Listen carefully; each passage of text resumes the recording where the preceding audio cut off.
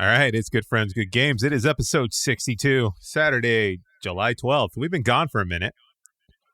Month, I think. We've been gone for a minute. Yep. But on a brighter note, Pal brought me coffee. Ah, is that it? Oh, hell yes. Oh, no, this is not just it. This is the best coffee in the city. So it's coffee.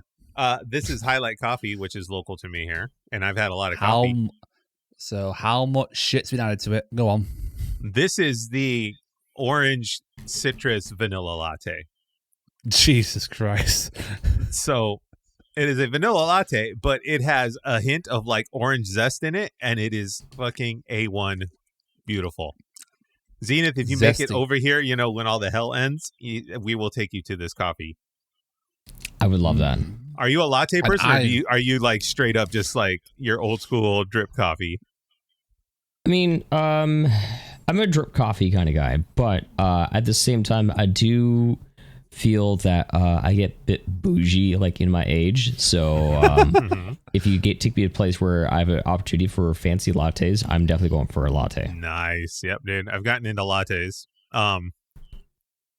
Almost to the point where I want one of those fucking machines, the $600, the one everyone buys and like puts on their TikTok feed or whatever, that espresso machine. Yeah. I'm so tempted to go get one. Oh, so a quick little thing. Did we mention this before we went live? But we said that we discussed potentially having an episode where we might have talk about our weirdest Amazon purchases. So out of curiosity, I kind of did a bit of a back dive. I'll save it for like another episode. So I noticed that I buy a lot of underwear from Amazon a few years ago. All right. And then I just took a look. This is a blast from the past. Back on March 13th, 2020, I pre-ordered both Animal Crossing New Horizons and Doom Eternal on the same day. Oh, and wait, along with underwear, a pack of or underwear? games? Like, please tell me there was a pack of underwear in that order. Was it underwear or not in that order. Yeah. So, okay, that's awesome. Number one, that is awesome. Okay, but I want to know. So you said you were pre-order or you were purchasing a bunch of underwear. Like, was this just like one like period in the year where you were just stocking up or what? No, I was just like, why did I buy two things of underwear? See, that's not abnormal to me. Like, if you need new ones, you're going to buy, you know, one or two packs. Like, that makes sense to me. Yeah.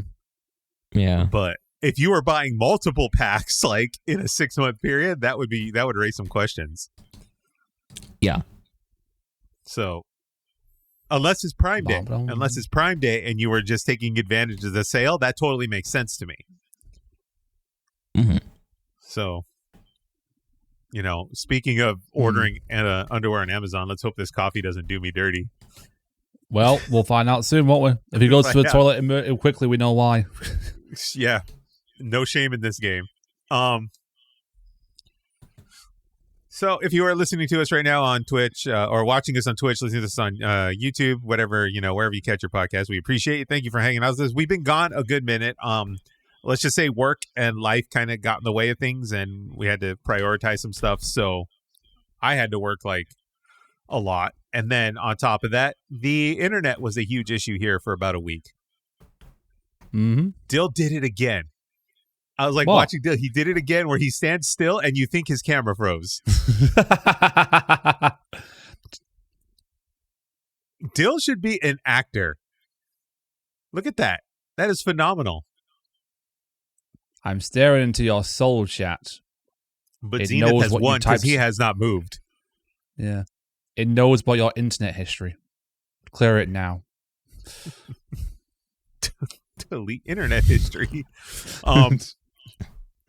Yeah, I've had to really work on my stay as perfectly still as possible skills because like I was telling like the landlady the other day that I've actually memorized all the squeaky creaky parts of the floor for when I go to get a drink in the middle of the night because otherwise you just hear as I'm like walking down the hall. Yep. So but the interesting thing is like it's like sporadic, so I kind of have to just hop over to the left, hop over to the right, hop over to the left, hop over to the right, hug the wall, and then I'm good. Yeah, dude, like fucking some CIA fucking Mission Impossible shit just so you can piss and get water in the middle of the night. Yep. On that note, I've noticed too, this is the first summer we've spent here. Last year when we moved in, we had just passed summer and we were going into fall. So Yep. Dill's been here and he knows like all my ceilings are like wood. I have like the wood, like, I don't know what they call it. Cathedral ceilings, I guess is the lack of a better word, where everything, points up. Yeah. And it's all wood. And I've noticed Actually, I like that. Yeah. And I've noticed now because, heat expands and shrinks, wood heat expands and shrinks. The house creaks like nothing, like no other right now. Like all I hear is and it'll be in the middle of the night and I'm like, shit. Yeah. You're just walking down the hall and it sounds like someone from my Banjo Kazooie. Right, for real. And then like we have squirrels. We have a squirrel that now visits us in the backyard. Aw. So he's been chilling back there. Pal gave him some of those Dots pretzels, and now he won't leave. Oh, you fed him now. He's your pet. And the city, like as soon as she did that, the city literally issued a letter saying, "Hey, don't feed the animals and don't feed the wildlife." Too late. Yeah, so Pal like fed him some pretzels, and now this guy comes every morning looking for the pretzels. Yeah. And I was like, "Oh God." So now it's we like have cats. Don't feed wild stray cats because they'll come back to you and know where you are. And they'll bring that's friends. Very as well. true. Like that makes sense. So that's been a thing, but yeah, a lot of work. I did like a 20 almost nearly a 20-hour weekend just the other day. Damn. So that was a lot, and then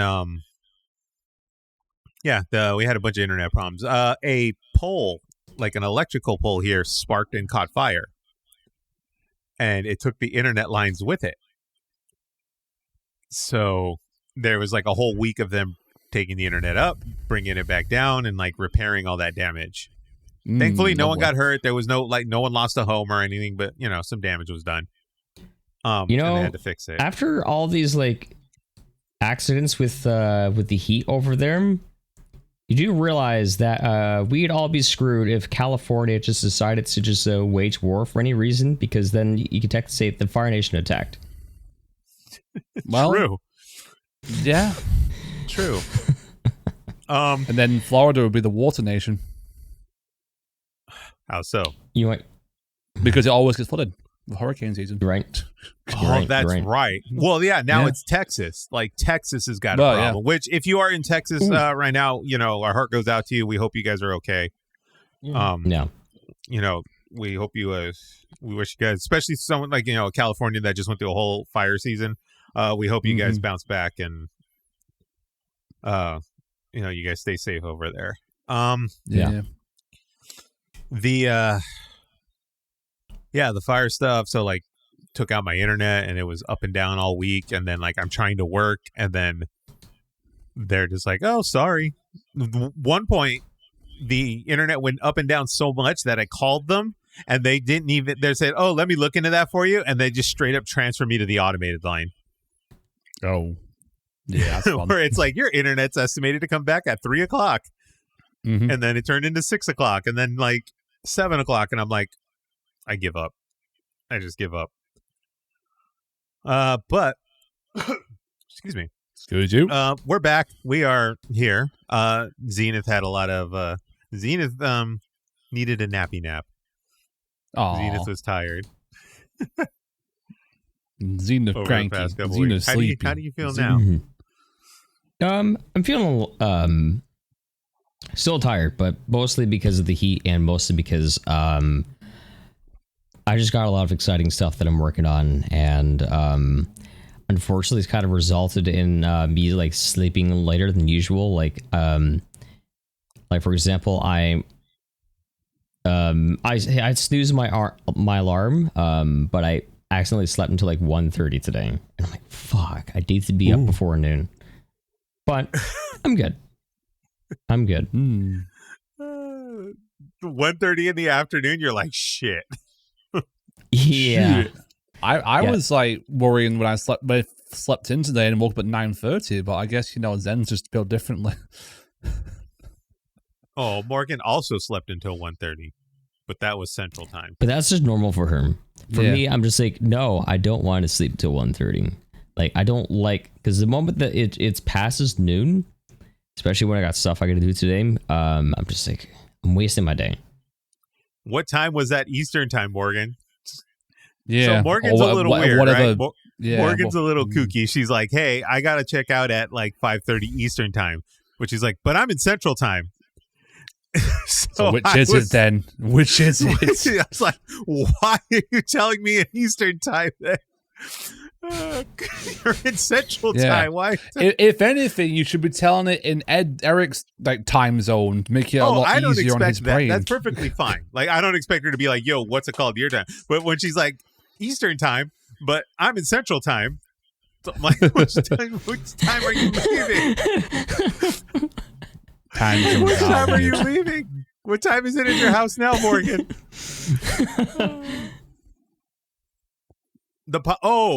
Okay, see, I will give you that. We technically do run on Eastern Time because we do. Yeah. Okay. Oh wait, no, you're not Eastern Time, Dill. No, I am the Great British Time. What time? GMT or some GMT, I think it is. That's what time I was like, did you just make some shit up? Yes, I did. The Great British Time Zone. 10:30 p.m. for Dill's time. Okay, thank you, Morgan. Yes. I appreciate that. But yeah, that was weird to me. She's like 2:30 Eastern or 5:30 Eastern, but I'm Central Time.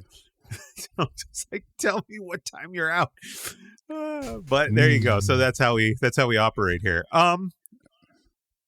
What have you guys been up to aside from being busy?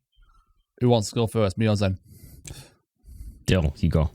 No, okay. Just peer pressure and stuff. Meh.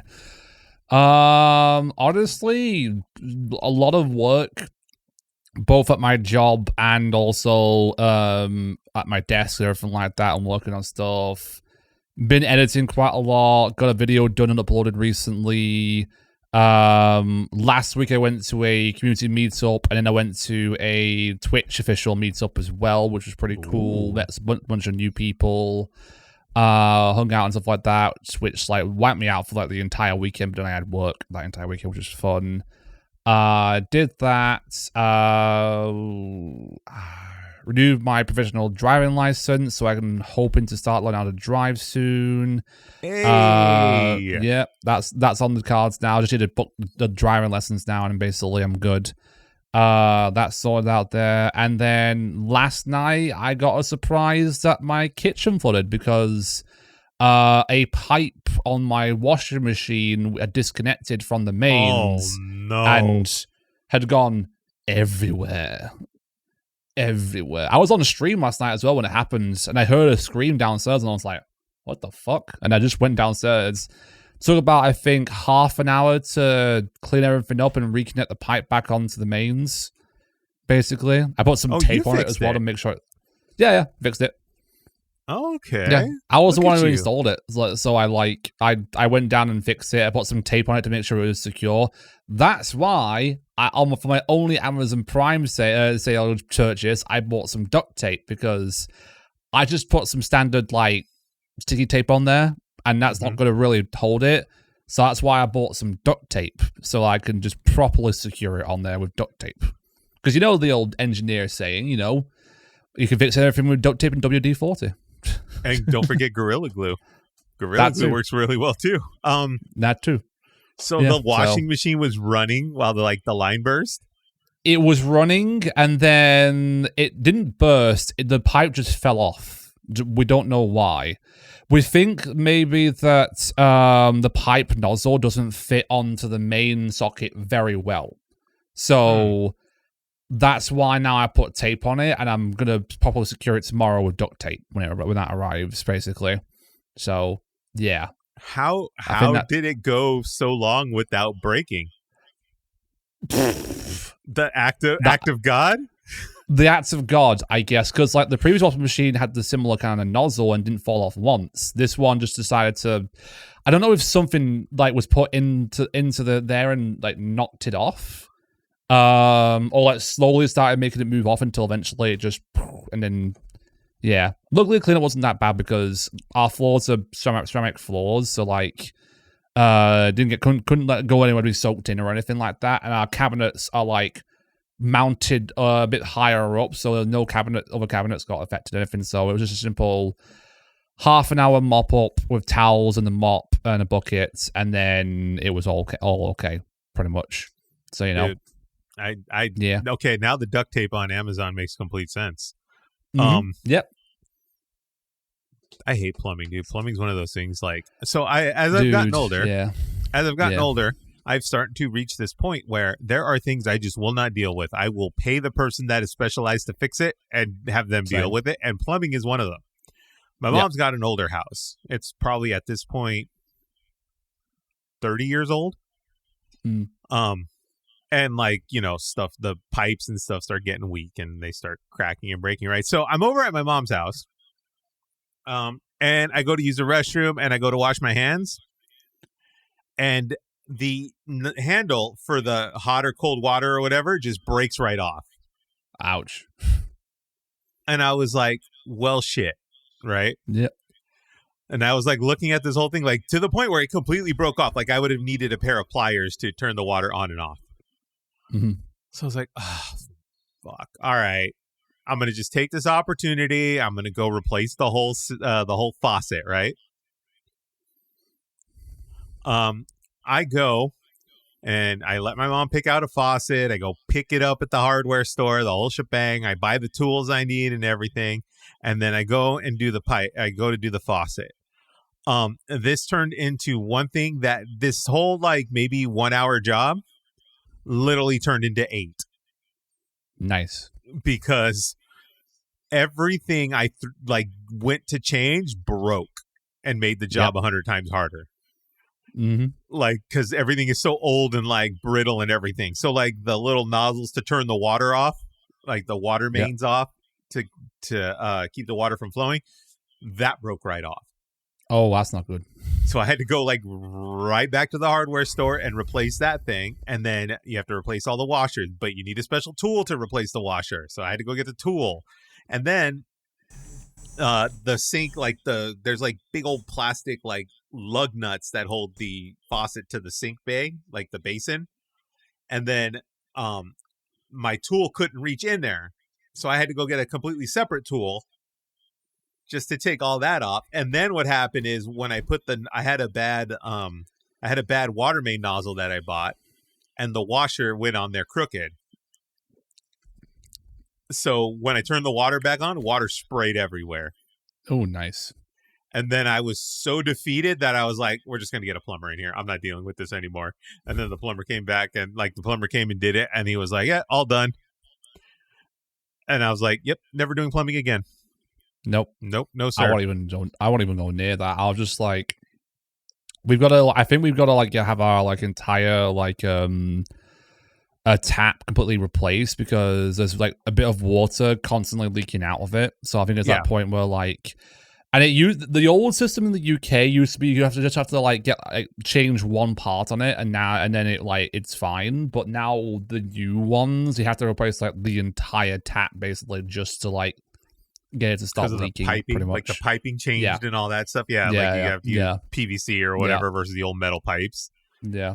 And I was that's something he's sorting out that I need to sort out at some point because it's just getting on my nerves. Yeah, it sucks, dude. Plumbing sucks. Yeah, it does. Cars, like working on cars, no problems working on cars. I will work on cars, all the time. But plumbing, fuck plumbing. Yeah.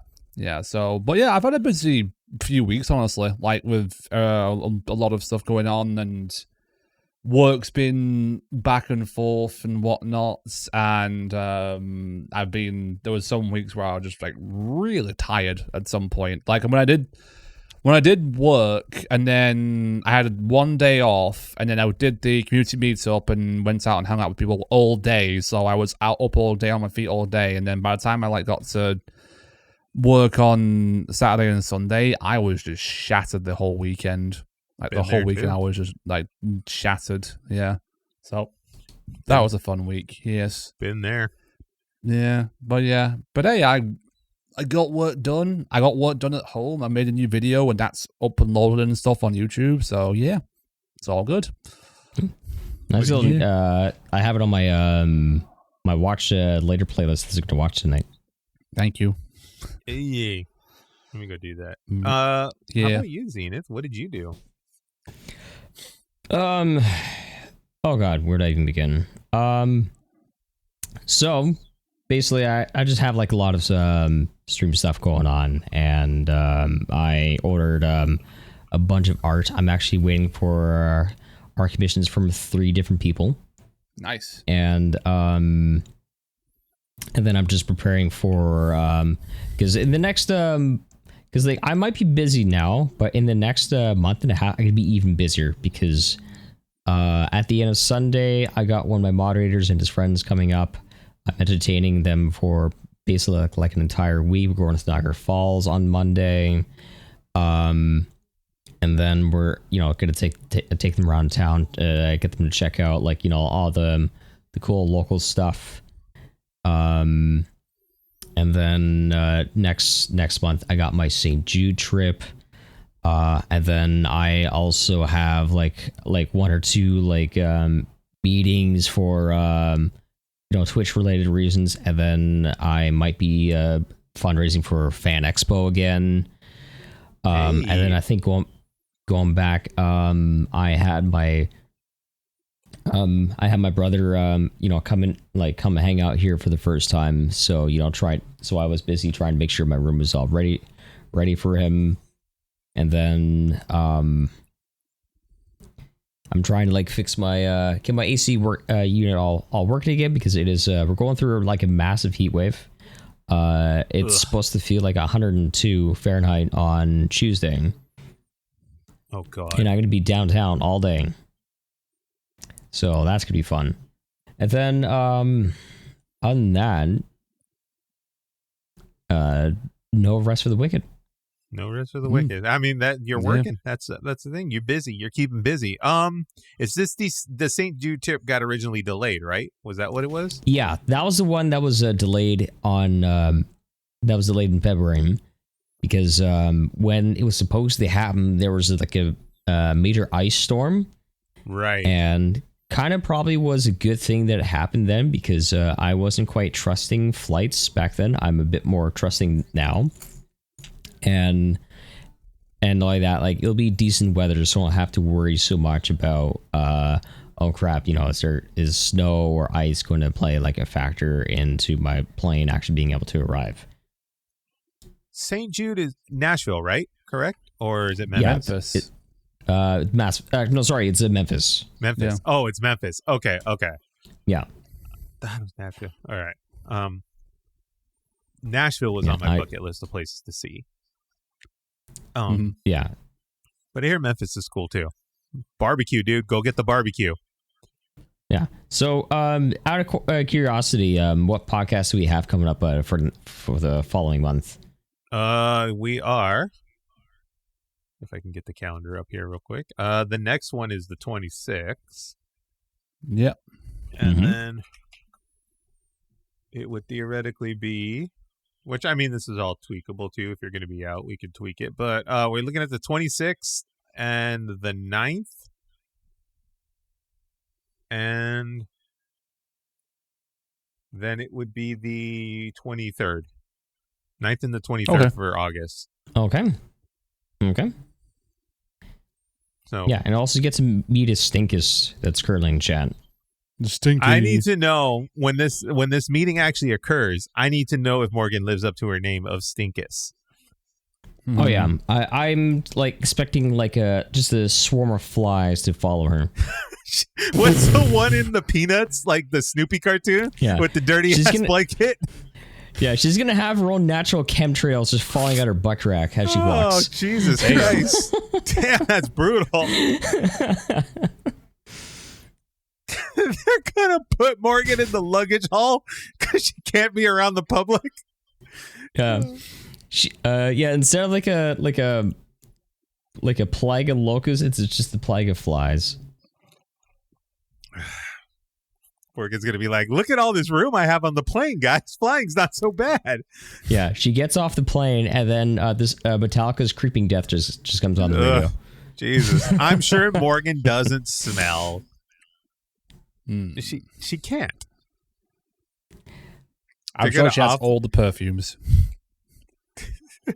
Are they gonna come in like Monsters Inc. with like the hazmat suits and everything? 2813 was it? Yeah, so 813 or whatever it is. That's how they're gonna get Morgan. I might need to put a hazmat suit on my throne, just in case. Hazmat suit. I'll buy it.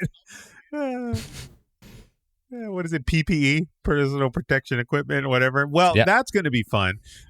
You and Morgan get to go roam around and eat Memphis barbecue and have a good time, and I'm just going to be working. I don't know if I will. 'Cause, to be entirely honest, I'm bringing a total of $0.00 with me, so I'm going to eat my free food that's given to me. Otherwise, you can keep your money. Are you going to steal you're going to steal the food from the buffet, aren't you? The St. Jude No. buffet. Basically, at St. Jude, last time I was there, so they have like a little what is it? It's like a little dinner that they usually have, and they cover it. And I think the last time they had like a buffet where you can get your food and then bring it to the table. And then pretty much I like any of my food options, like I'm like going out for food was entirely optional because they had breakfast. Because like the next day afterwards, you get there and they would have like trays of like eggs, bacon, sausage, and stuff like that. And then like the last night they had they had a party. Like yes, we still went to the hospital, but like they also they had like really nice. They accommodated us extremely well. It was very fancy. And on like the last night that we were there at the St. Jude, aside from like the party, we got to like have like customized mac and cheese, and it was like the best mac and cheese I've ever had. Wait, when you say customized, like you tell them what you want in the mac and cheese? They have like 15 or 20 different bowls of different ingredients you can have with your mac and cheese. They had like bacon bits. They had like chipotle, like different sauces you can cook it with, different pastas. And it was really, really good. Oh, so you can have you could choose the different type of pasta that they use too. So like if you want shells, you could get shells, or I got shells. The spiral thingies, whatever they are. Yeah, the spiral thingies. Italians right now are just like, whatever it's called, the spiral, whatever. Anyway, use Google for God's sake, man. I'll Google it, but then they'll tell me there's 15 different names for it. Yeah, there probably is. Yeah, seriously, dude. Pasta's weird, all right? Like, pasta's weird because, like, they'll all look the damn same, but they'll all have a different name. Wow. You pissed off the whole of Italy there, Erik. Yeah.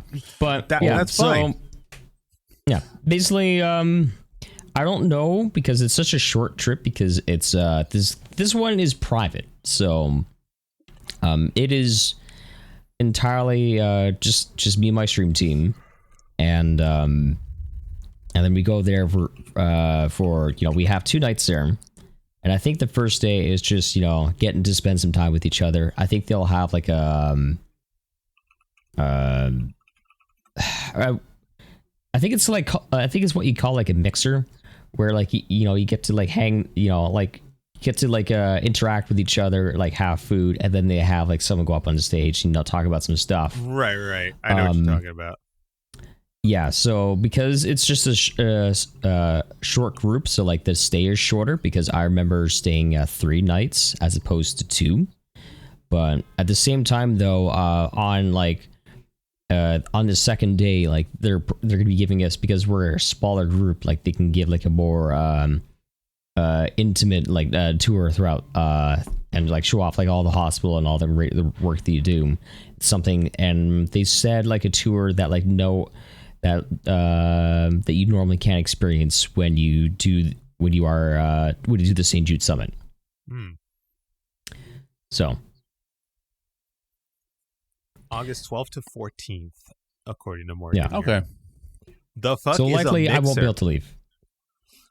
The fuck is a mixture? Well, it could be two different variations of mixer. There could be like the kind of mixer where you mingle with people and stuff like that. Yeah, when you're having drinks and that's stuff what like it is. that. Yeah. Or the other one where you just mix it with a drink. Yeah, mixer or is a failed streaming platform. where you just mingle with people. All that. Or a failed streaming platform. Yeah, we're all going as sorority girls to St. Jude Morgan. Okay, I'm down with this. What's your sorority called? Yes. I don't know. Ah. I would normally come up with something, but like the heat is like melting my brain. It's melting your brain. Yeah, you look kind of zombie like a few minutes ago, like you were dying. Yeah, my arms are covered in sweat. Sir, do you need a fan? I have Here, fans take my in remote chat. control. I have fans in chat. There you go. See, that's better now. Oh my god, it's really it's really bad, huh? Like you're roasting in there? It is very warm, but I'm okay. I'll be all right. Okay, Yeah. you give us the word if you're dying, and we'll take a break, and then you can go, jump in the pool or whatever. Anything else amongst you two? I mean, I've got like plans for streams, but Okay, shoot a snot rocket. I went, and I'm starting to remember all the stuff we did because we've been gone for a good minute. Pow and I went to the SoCal Retro Gaming Expo. It is a retro video gaming convention here locally in Southern California, and it is a huge, like, I don't want to say it's a huge convention center, but it's a good-sized convention center filled with all these vendors selling, all your retro video games of your choice. There's a lot of cool, like, obscure stuff in there. Like Dale, there was a couple booths with Pokemon exclusive Game Boy Pockets that were only available in Japan. Okay, you have my attention. Yeah, so like exclusive Pokemon Game Boys, a couple of the 3DSs that were exclusive that, to other countries outside of America that were selling for a very pretty penny. A lot of obscure, games that you might not necessarily see on a regular basis. We're talking your weird obscure consoles, your 3DOs, your CDI, all that weird Your shit. Virtual Boys. The 90s era stuff that I didn't do too well. Neo Geo is another one, like the old Neo Geo cartridges. Zenith might remember those. Yeah. The old Neo Geo console that was like, so a little story about Neo Geo. The console itself was like $1,000 or something back in the 90s. And the cartridges were several $100s. No wonder it didn't do well. It was a very, very obscure, like, specific market. But the cool thing about the Neo Geo was it was basically a one-off, like, one-to-one copy of what you were getting in the arcade, because Neo Geo is primarily an arcade, product. Okay. And you would get these cartridges, and then you would have the arcade experience in your home, as they would say. But at the SoCal Retro Gaming Expo, I found something for my Zelda collection that I did not know existed. Let's see here. Where is?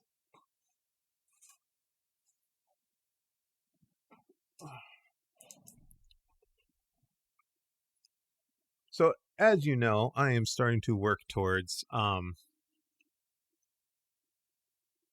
I've been working on my Zelda collection for several years, and now I'm starting to get into the variants, and I'm starting to get into some of the Famicom, like, Japanese versions of the games.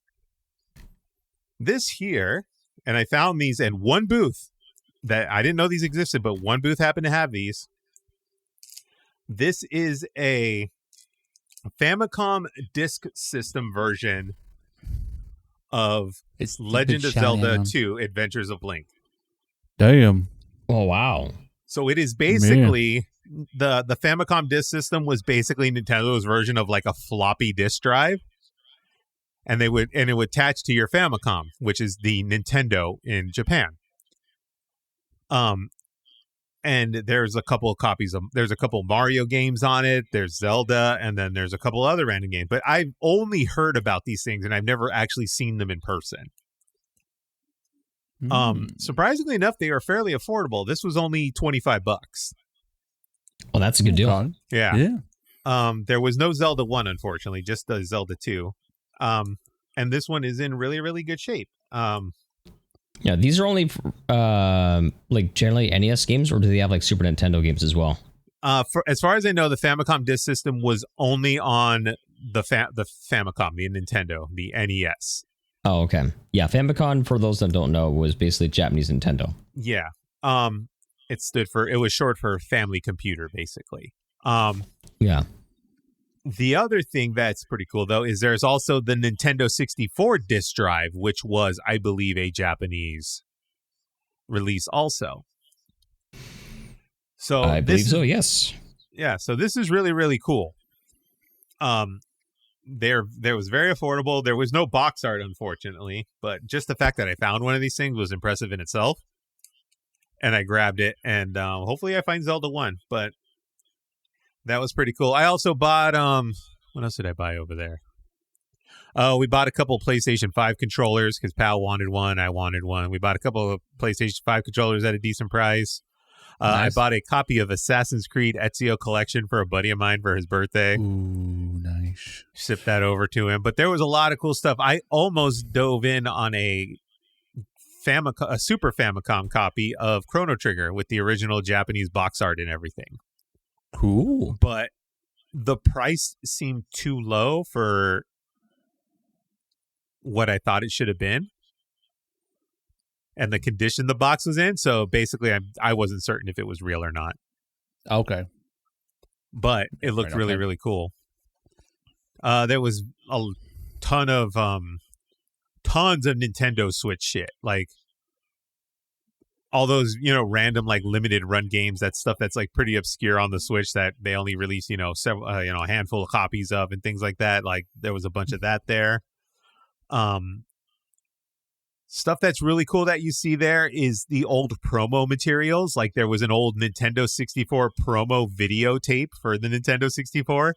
And it was basically just a VHS tape you put in your VCR, and it would show you demos of like whatever it was at the time. What launched? Mario 64, Pilot Wings, and I think it was Wave Racer. Fox. Yeah. So cool obscure stuff like that. They also had the artwork of Nintendo Power exhibit. So there was a lot of framed artwork, like original artwork prints for the Nintendo Power magazine. And then there was also an exhibit for vintage Nintendo apparel. So like they had like old bomber jackets and stuff with like Mario on them, Donkey Kong, and Nintendo Power Nintendo employee. I didn't even say the word obscure. You did. When? You said obscure multiple times when mentioning. Oh, that's right. Yeah, I also was kind of thinking that as well. He's like, ooh, obscure. Ooh, obscure. Is it Claire, though? No. Claire. Clearly you said obscure. I thought you were talking about when I was talking about the game. It is our brain rot. Are we going to an expedition now? I turned 33 years old. Shit. Oh, I'm still alive. For now. I get it, because Demi's gonna not done with it yet, right? No, she's done. Oh, she's done? Yeah. She's 100%ed the entire game, but she's still playing it. Oh, good for you. Good for you, Demi. For those that come after. Yeah. So, yeah, a lot of cool stuff that we saw there. I saw a couple famous YouTube people that are into that whole scene. That was kind of neat. Nice. Well, that's cool. A lot of voice actors were there. I'm trying to remember off the top of my head. Oh, the cast of Grand Theft Auto 5 was there. Both the dude that plays Franklin and what's the other guy? Franklin and Which one? There's Franklin, there's Trevor, and there's Michael. Trevor was there, but what's the rich guy's name? Michael. Michael, thank you. All three of them were there, which was pretty cool. That's cool. Did you ask Stephen Ogg to tell you to go fuck yourself? No, because then I got to tip them and all that kind of stuff, and I'm like, I don't want to get people's hopes up. I don't know how you feel about this. Well, Dill, I don't think you've been to like any really conventions where you've seen like people doing signings and stuff, or have you? Not like the ones where like it's like Comic-Con and stuff like that. There are stuff like that in the UK, but nothing's really appealed to me to go to one of these things, honestly. Okay, so Zenith might get what I'm getting at here. Do you ever, like when you went to Fan Expo, Zenith, do you ever kind of feel like I don't know, you see them signing all the autographs and stuff like that? I was like, I don't want to get their hopes up. Like, I don't know how much like attention they're getting and how much they're making off autographs and stuff here. Like, what if they're just having a dismal day and not getting a single person recognizing who they are? That's kind of how I felt when I went to go get my signing with Charles Martin today, because his lineup there was no lineup. And I was like, and like that, it's like, this guy is also just fresh off of no longer being the voice of Mario. He's probably sitting here being miserable. It's like, nobody wants me. And the only reason I feel this way is because when we went to Comic-Con like a couple years back, Pow saw the guy that played the Soup Nazi on Seinfeld. Yeah. And for a guy that's been memed for, 20 some odd years now, he had no line. You know what there was no line for this guy. But then at the Retro Gaming Fest, the cast of Power Rangers was there. Okay. The like 90s era Power Rangers, and their line went almost out the door of the convention hall. Yeah, because people were super into that. So it's like I feel weird about it. Like, I don't know, it's like some weird kind of fandom because it's Power Rangers. Power Rangers is epic. Yeah, but it just depends on like what kind of explodes in popularity and lasts for like a generation and everything like that, and what kind of like just stays a one-hit wonder and that's it. That's kind of like the whole obscure. It's similar to online fame in a way, where like a lot of people will have like a long-lasting career online because they've done so many cool things and everything that, and then another person will have like one obscure like meme that they do which kind of lasts them like a week of fame, and then after that they have to like channel it from there, I guess. So I feel weird. I feel weird, but it's like the Charles Martinet thing, right? Like Zenith said, you're like, no one wants me to sign an autograph, kind of thing. But it's like, okay, what am I going to do? I'm going to go up there. I'm going to tell you how, like, I love the game and, like, how it brings back memories of my childhood or whatever. And this guy's going to be like, oh, yeah, I've heard this story before. Like, what? I don't want to be that guy. Yeah. I guess so. I mean, to be fair, with, like, I used to be super into looking up to celebrities and, like, people and voice actors and whatnot. And now as I've gotten older, I'm just kind of, like, getting to that point where, like, they're just a person at the end of the day. That's all they are. Like, they're just a person, to me. My buddy had a really good saying for this. He said, they are the same person as you. They just have a cooler job. Yeah. That's basically what it is. That's all it is. And way more money than I'll ever see, but yeah. Well, I don't know that, but like for sure they have a cooler job, at least in my opinion, than what I do, They voice cool characters and stuff like that. Like, but Pow and I just purchased Comic-Con tickets for this year in LA, and a bunch of the I think it's what's the girl's name in Claire that does Mael? Is it Jennifer White? Jennifer English. Sorry. Jennifer English is going to be there. And then Morgan, get excited. The cast of Baldur's Gate 3 is going to be there. Ooh. Yeah. So, Neil Newbin was at Fan Expo, and I almost ran right into him. Nice. Nice. Is Neil Newbin tall? I'm not sure if he's tall or not. Yeah, he's tall, but basically, he was off his set, so I turned around and I almost just like got right in his way. I'm like, oh, sorry guys, sorry. Fly to California, Morgan. Fly to California. Yeah. We'll pull out We'll the all go fucking to sofa bed for you. Yeah. But yeah, the cast of Baldur's Gate 3 is going to be there. A couple of the Doctor Who's cast are going to be there. Like, I think David Tennant's going to be there. Oh yeah, he always goes to these things. He loves going to them. And things like that. So like that might be cool. I'll sell my bathwater for this. Oh yeah, Damien's a big fan of David Tennant, by the way. So as soon as you mentioned him, she's just like, oh.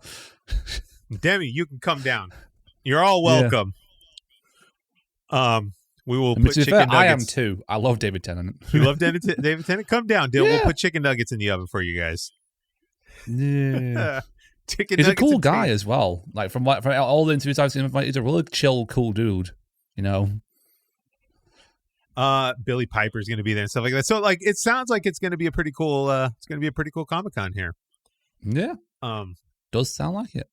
So yeah, that's basically what I've been doing. Played some Magic at the local card shop last night. The Final Fantasy decks. We finally got to break those out and try them. How expensive are those? Thankfully, I got all of it at retail. Good. I got all of it at retail. I did not buy any of the collector's edition stuff because that stuff's just stupid expensive. But I'm like this close to just shooting for one of those golden chocobos or whatever that's like super limited. Yeah. But I've got a handful of them. Some of them are showing up at Costco's like across the state, like in special like bundle packs. So that's pretty cool. But yeah, we got to break those out. I paid retail. I didn't overpay on any of that stuff. So that's pretty cool. And then I got Dungeons and Dragons again tonight. So we'll see how that goes. Nice. I'm really loving the Dungeons and Dragons and some of the tabletop stuff. It's really cool. I never thought I'd be into it until I tried it. Never know. Yeah. So go ahead and press along here. Video game time. Ooh. We all had time off, but we all still barely got to play video games. Except Dill. You say that. And also Zen. Don't single me out. Oh, never mind. Zen is really, really good here. Okay. What we'll do is we'll start off with me because you have the least. I got the one for the week here. I played some Tony Hawk Pro Skater 3 and 4. I didn't even know that was out this week. I didn't either until like 2 or 3 days ago. Nice. Everyone's selling Morgan's bathwater to meet Doctor Who. Yep. That's how they make the money. Yeah. And then it's like, well, Zenith says Morgan's stinky, so who would want that bathwater? You know? You never know. The internet will. Yes. There's always somebody, right? Yeah. There's always somebody. All right. So let me pull up the webpage here. So Tony Hawk 3 and 4. Of course, it is the sequel to the Tony Hawk 1 and 2 remake that came back out in 2021? Something like that, yeah. And I heard that 3 and 4 has a lot of cameo like characters in there. From what I've seen. Okay. So I want to bring up a specific page here. Okay. So this is pretty interesting. Okay, so yeah, Tony Hawk 3 and 4 came out yesterday. This is the sequel to the Tony Hawk 1 and 2 remaster. Was it remake or remaster? I forget what they called it. I think they're a remake, so like they're full-on remakes. Yeah, they're remakes. It's the same concept. It is taking the original Tony Hawk 3 and Tony Hawk 4, which were available on PS1. Oh, no, PS2. Tony Hawk 3 was PS2 and Xbox, and then the same for 4. It's taking those two games, just like last time. It's combining them into one bundle package, and they're taking some liberties with the remaster. They've remastered some of the levels. They've modernized the graphics. Typical, remake fare here. What is NKT? Naked. I mean, I could put up a picture of, over your face here, and then you could just be naked behind a photo. Nice. Yeah, that's fun. Okay, so this is First off, this is done by a different developer from the first Tony Hawk game. Mm-hmm. Okay. Which is, I need to find the name here. Wait, Iron Galaxy. Was it the Skate games or Tony Hawk that had like the Hall of Meat? Skate has the Hall of Meat. Okay. And for anyone that doesn't know what the Hall of Meat is, it's basically skateboarding, but your sole purpose of that is try and injure your character as much as possible to gain points. Yes. Nice. Like literally get yourself run over by a car. So where the concept comes from is Thrasher magazine would have in a section in the magazine called the Hall of Meat. And these are basically the nastiest bails and injuries in skateboarding. Like, a wild example, like you said, someone fucking flips around a telephone pole after going down a rail or something and eats shit in the street, something wild like that. Or, they break a leg or an ankle. I've seen some nasty shit. I've seen broken legs and ankles, like as they happen on the landing. A Hall of Meat is not for the squeamish, let me tell you. Let me bring up Tony Hawk 1 and 2's info first.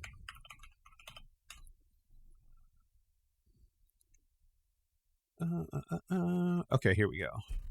Okay, so Tony Hawk 1 and 2 was 2020, and it was done by Vicarious Visions, who was now been, what's the correct term for this, dismantled or destroyed, yeah, blown up. Vicarious Visions. Yeah, Vicarious Visions was the company that worked on Crash Bandicoot. Correct. Yes. Mm-hmm. Yep. So they worked on Tony Hawk 1 and 2, and for those that don't remember, Tony Hawk 1 and 2 was very well received. It was a very well received remake, remaster. It hit a lot of the nostalgia points. The soundtrack was on point. People were overall, it was a generally positive overview of that game. So 3 and 4 comes in. It's done by Iron Galaxy, who I'm not sure who Iron Galaxy is. They are responsible for.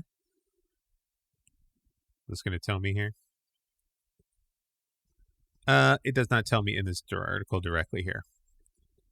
But it's done by Iron Galaxy. They've taken a stab at the helm here. And what I can say is that the game, the overall general vibes are there.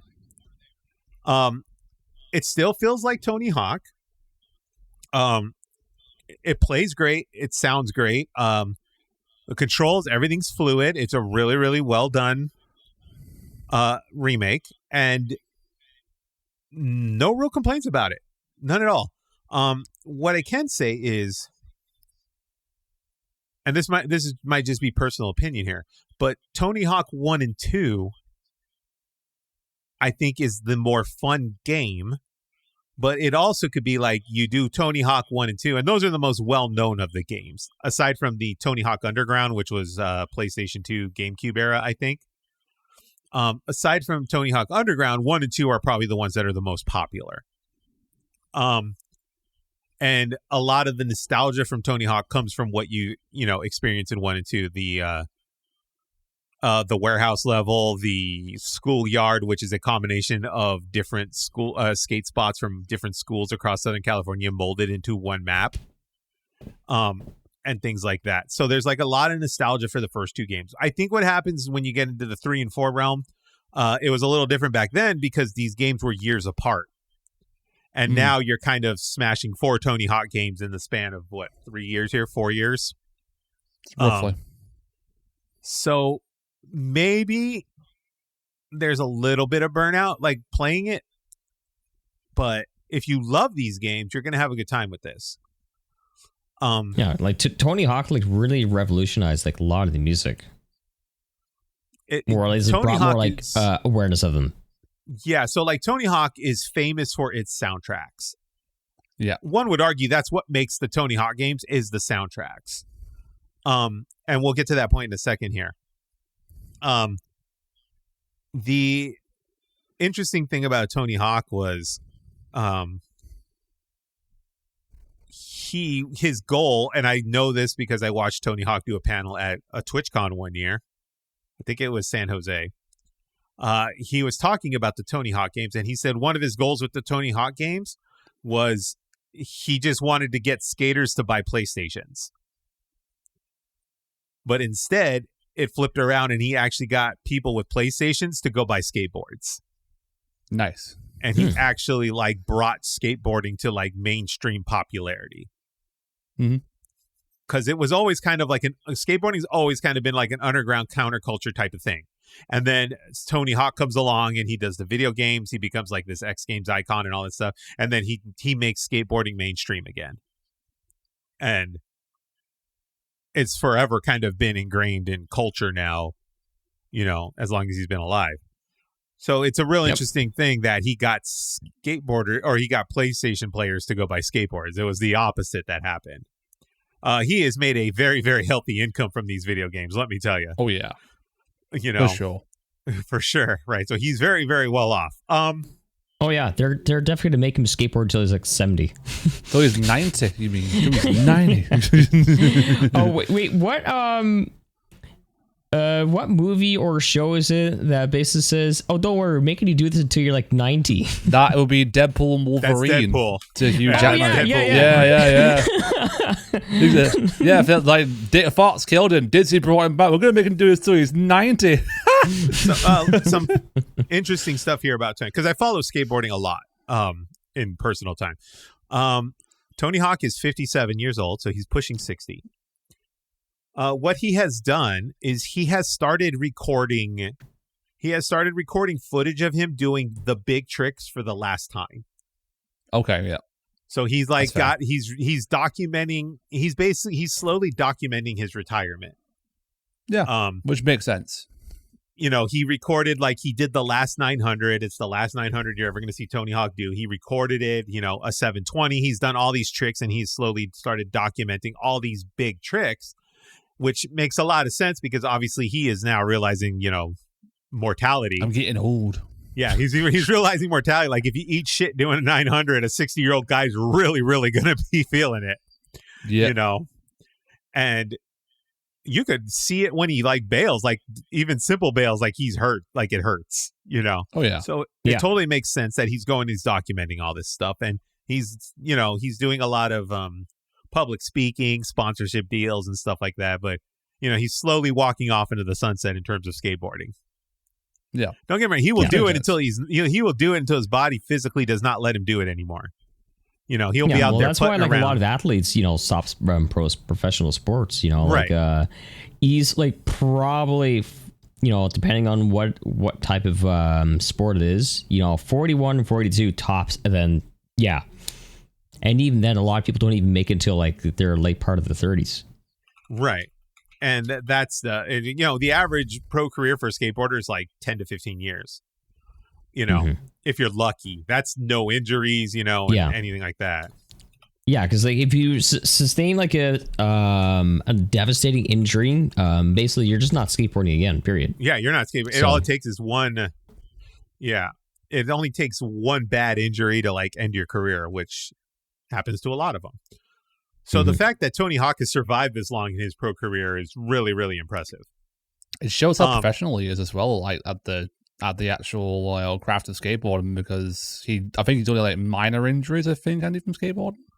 He's had some major ones. He got a nasty concussion one time. Oh, okay. And then, you know, he I think it was a leg he busted. I think he busted a leg. Damn. Fairly recently. Like a few years back. So like he's had some injuries. The one I remember was the concussion. He got a real nasty concussion. He had this thing, he was shooting a video and he had this thing called the loop. And he went up the loop and then he didn't make it around. So he got to the top and then went boom. And like he landed on his head. That's why I go buy helmets. Yeah, he had the helmet. Yeah, he would have been the dead. Helmet if he didn't even help. Jesus. Yeah, the helmet didn't help. You know, so let's go back to the soundtracks here because this is kind of like an important thing. So, like as Zenith said, Tony Hawk games are known for the music. The soundtracks are kind of like what make those games, and it introduces a lot of people to these bands and stuff like that. This is where things get a little sad. Out of the 69 songs from the original Tony Hawk Pro Skater 3 and 4, only 10 of them have made it into the remake.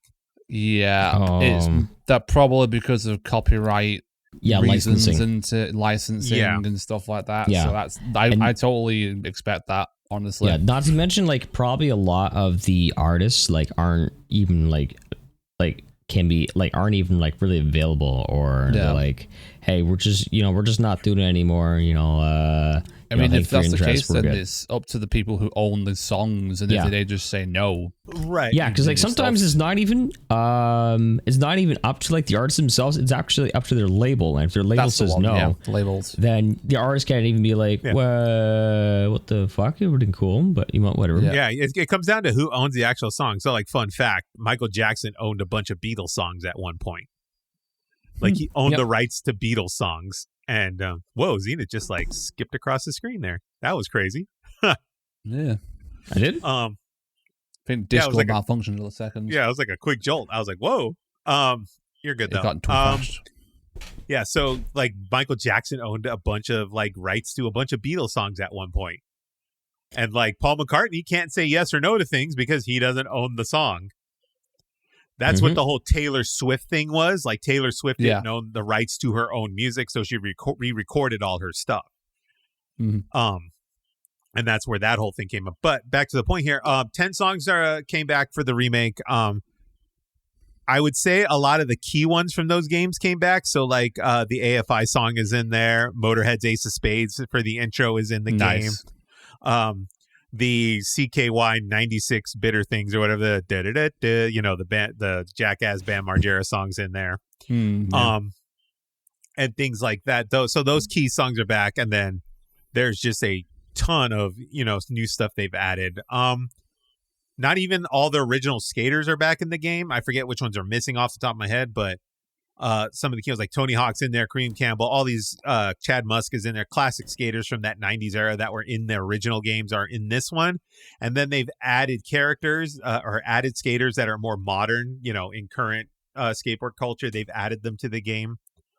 A lot of the branding for some of the brands that are in there for your boards and your customizations and stuff like that have also changed and are a little more modern. They're more modern brands versus the original brands that are in there. Bam Margera is in the game. That was a big dispute where he was in and then they kicked him out because of, personal abuse issues and stuff he had. Oof. And then he got re-added into the game, but he is a unlockable character. So he's not in the starting lineup to skate as, but he is a unlockable character in that game. And all in all, it's fun. It's Tony Hawk. It doesn't suffer like what do you call it? It doesn't suffer any of the sequel problems that some games have, where it's like the first game's great and then the second one is just garbage. It doesn't suffer from any of that. You're getting the Tony Hawk experience. It's a genuine Tony Hawk experience. It looks great. I think they just put a little more effort into the first two, or the first remake. I think had a little more effort put behind it. I don't know if that's Vicarious or, it's just the source material of 3 and 4 that you're working off of. But thumbs up for me. It is $49.99, I believe. That's what I paid. $50. Yeah, that's what I paid at the store yesterday. I bought a PS5 copy to match my Tony Hawk 1 and 2. Ooh. Let's see what Steam has here. It is on Steam. It is on PlayStation. It is on Switch 2. I believe it is on Switch 2. Yep, it is Switch 2. Nice. Yeah. So it's on Switch 2. Yeah, $50. Yep, Tony Hawk Pro Skater 3 and 4 is $50. Tony Hawk Pro Skater 1 and 2 is $39.99. So there you go. That is Tony Hawk. You can skate as the Doomslayer in this game. Yes, the Doomslayer is in this one, which he was not in the original one. You have the Doomslayer, and then you have that zombie thing with the little rocket pack thing on its back. I forget what those are called. The Revenant. Revenant, yeah. Yeah, that's in the. They are playable characters right off the bat in the game. No unlocking required for those. I became an Avenger again. That's one I zipped around. Fantastic Four is next weekend. Superman came out literally yesterday. 2 weeks, yeah. Superman. Maybe we might go check out Superman. It's getting really good reviews. I want to because I like James Gunn's work, and I know he's like very passionate about like the comic book for universe and stuff. Before we move on, we'll talk about this for a second. I always feel like Superman is one of those characters that's hard to make look cool in movies. Yeah, I can get that. You know, he's a guy that runs around in blue and red underwear. Yeah, with a cape, right? Yeah.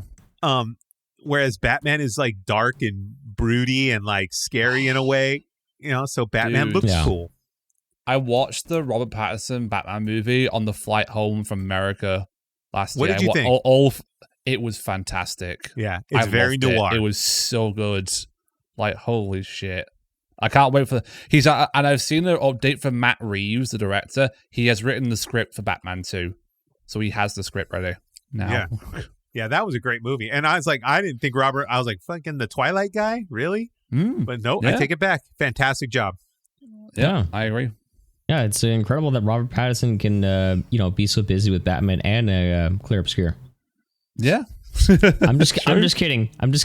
No, he totally looks like Robert Pattinson. He totally looks like Robert Pattinson. I wouldn't be surprised if he plays him in the movie. Fun fact, though, looks like Robert Pattinson, voiced by Charlie Cox.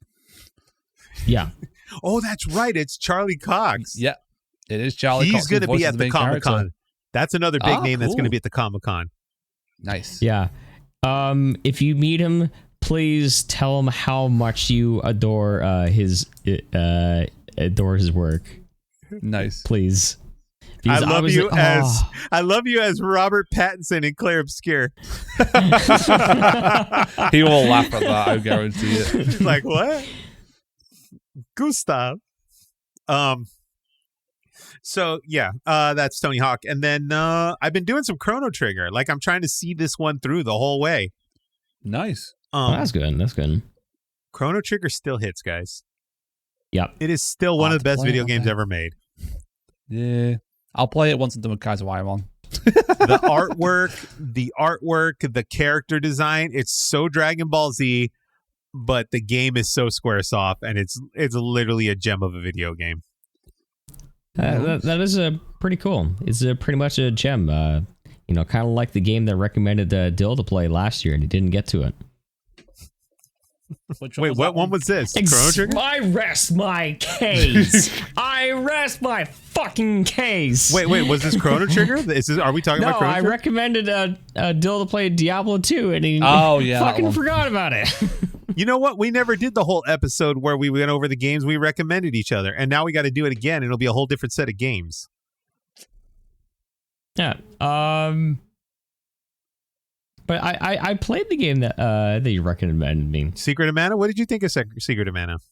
Secret Mana was good, but like I was it felt kind of aged, but like I still liked it. But I think like I would have liked it a lot more if I played it, on the Super Nintendo or the NC, back in that day. So it was a bit of a tougher transition, but I stuck it out. Is it the fucking tiger? The tiger, bitch, right? The tiger actually, I did a lot better. I think I beat him my second try. Okay. That one took me a minute. The tiger took me a minute. Yeah, but then after a while, like I was just able to just break the game. Fun. Yeah, we're okay. Nothing kills me anymore. Speaking of Diablo, I got Diablo 4 like from the PlayStation, whatever it is, where they give you the free games for having the subscription thing.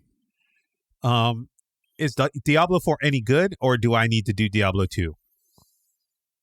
You don't need to do Diablo 2 because I think it's a separate story, is it not? It's a separate story, but Diablo 4 doesn't hold a candle to Diablo 2. Okay, so I'm not going to get the full Diablo experience by playing 4. I guess is what I'm asking. It's more like hack and slash. I mean, it's kind of a mix between Diablo 3 and 2, where it's a lot of hack and slash, but it's like I've seen like a decent amount of it, and it didn't look very fun and engaging to me, whereas Diablo 2 is like, oh yeah, this is my thing, this is my shit. Okay. It goes on sale, once in a blue moon. Diablo 2 goes on sale, but it's still on Battle.net, which is fucking weird. Yeah. Well, Diablo 2 got remastered. Don't forget.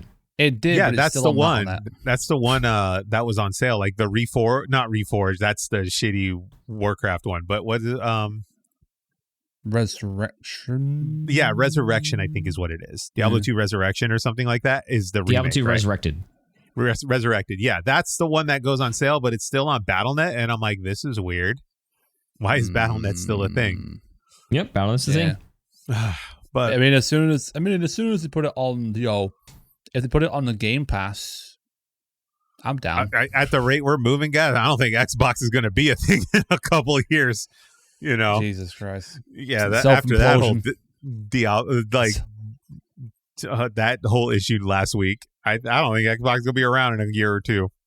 No. Oh yeah, they're just casually just getting rid of their gaming studios because they can. Yeah, I think it's gonna come down to Xbox is just gonna be a branding. You're gonna buy T-shirts with Xbox on it, and that's it. Yeah. Yeah, the one thing I have to thank Xbox for is during the Xbox showcase when they showed off Clair Obscur for the first time. That was the only thing I'm thankful for them for. Anyway. I smell a lawsuit. Okay. So yeah, Chrono Trigger still hits. I won't go too deep into Chrono Trigger because I think this game's been around for decades now, and I think a lot of people have touched it. But when I finish it, I will. That's because there was no special Pokemon to hunt in Chrono Trigger, Dill. When did Chrono Trigger come out again? 96.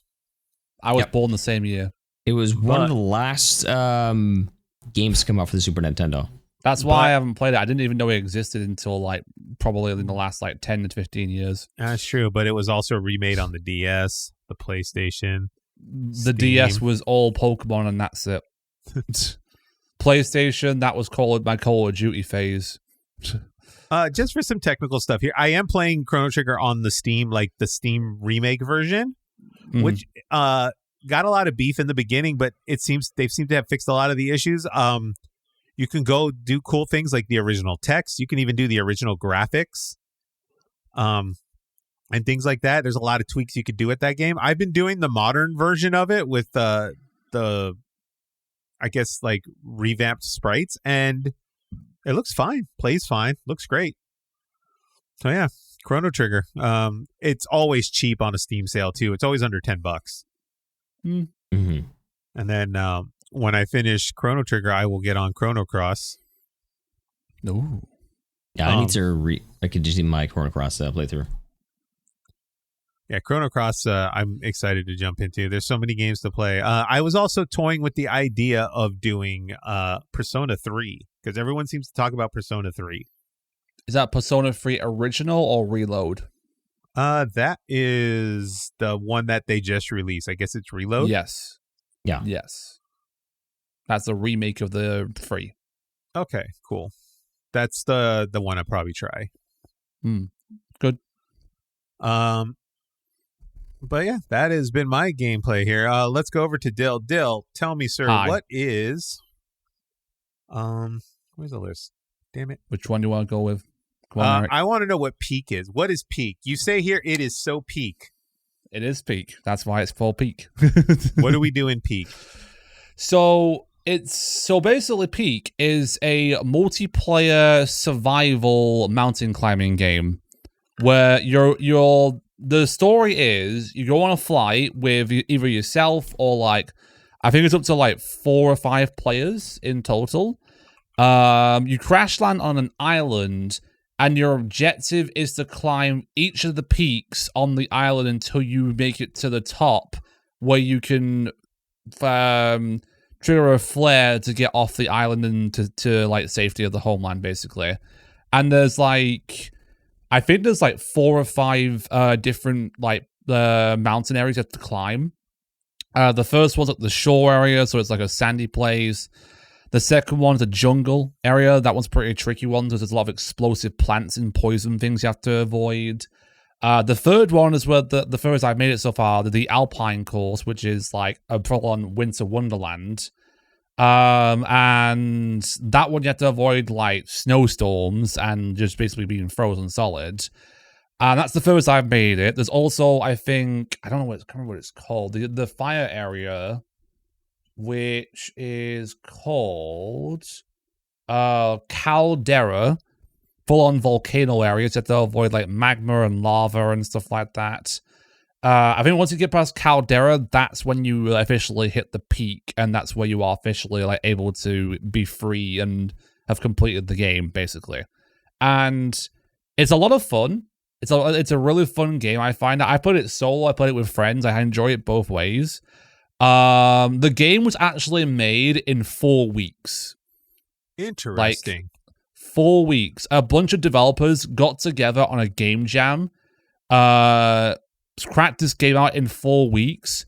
Within, I think it was like a week, it sold 2 million copies. Like, within a week. And within the whole month, it sold 5 million copies in total, which was insane. To which, like, the developers made an announcement saying, hey, thank you for supporting the game and everything like that. It's been amazing. We're going to work on future updates for the game and continuously make sure that everything is updated and we can add more stuff to it and everything like that. And, yeah, that's basically Peak. It's a really fun game, and I think we should all play together. This is, so I'm looking at it here on Steam. Just a quick rundown here. Peak is cheap. co-op. It is cheap. Peak is a co-op climbing game with the slightest mistake can spell your doom. Either as solo or as a group of lost natured scouts, your only hope of rescue from a mysterious island is to scale a mountain at its center. You have what it takes to reach the peak. So what I'm looking at here, I'm looking at some of the play footage. It is graphically, it is this beautiful mix of like Breath of the Wild cell shading with characters that look like something out of Animal Crossing. Literally, yes. And the fun thing is as well with the characters, you can customize the hats that they wear and the faces so that we can see what they look like as well. And it has similar proximity chat to Repo, where like you can talk, you can put push to talk, you can do voice activation, and it will like the further away you are, the less you can hear, and then the further you are, you can hear. And there have been some really like hilarious clips that have come from Repo that have been really cool, because like the way that kind of it works when it comes to climbing is that you have a stamina bar, that you have a certain amount of stamina to like climb up different things and everything like that. If you're playing with friends, you can get like a hand from them in order to climb up things. But the environment can, and also your own hunger can affect your stamina bar, to which like if you take any damage, your stamina bar goes down. If you are starting to get hungry, your stamina bar decreases as well, so you have to constantly keep feeding yourself. If you get poisoned as well, that will decrease it. Frostbite also does it, and extreme heat will also decrease it as well. So it's that's the survival aspect of the game, essentially. And if you die at all, and if you're part of like a group, you turn into ghosts that can follow like each of the players that are still alive around. And for every peak that you do encounter, you can interact with a statue that will revive players that have died, basically, during the climb up. Yeah. Are there power-ups? Like, can you increase your stamina bar, like the capacity and stuff? So there are certain items you can eat that can give you more stamina, which can increase that. There are also a lollipop and a energy drink, which can give you a temporary stamina increase, like where it's like it lasts longer. However, there is a downside to doing that, where you have a sugar crash, which will cause you to be more sleepy. Sleep is also a factor in this game as well. So like, yeah. Yes. And there's also like fun tools you can use as well for climbing, like rope, little like I think they're called like iron plugins, basically, where you can like plug them into the wall so you can hang from them and recover stamina. There's also blow darts as well, where you can like hit someone with a blow dart and it'll make them fall asleep. That's pretty funny. I've noticed they have different settings here. Like one of them looks like a volcano, one of them is a desert. You have a snow thing. Do the environments have an effect on your stamina? So like if it's snow, like the cold has an effect on. Okay, frostbite can have hit you. Any poison ivy in the jungle area that can poison you, and then there's like little explosive as well in the jungle area too.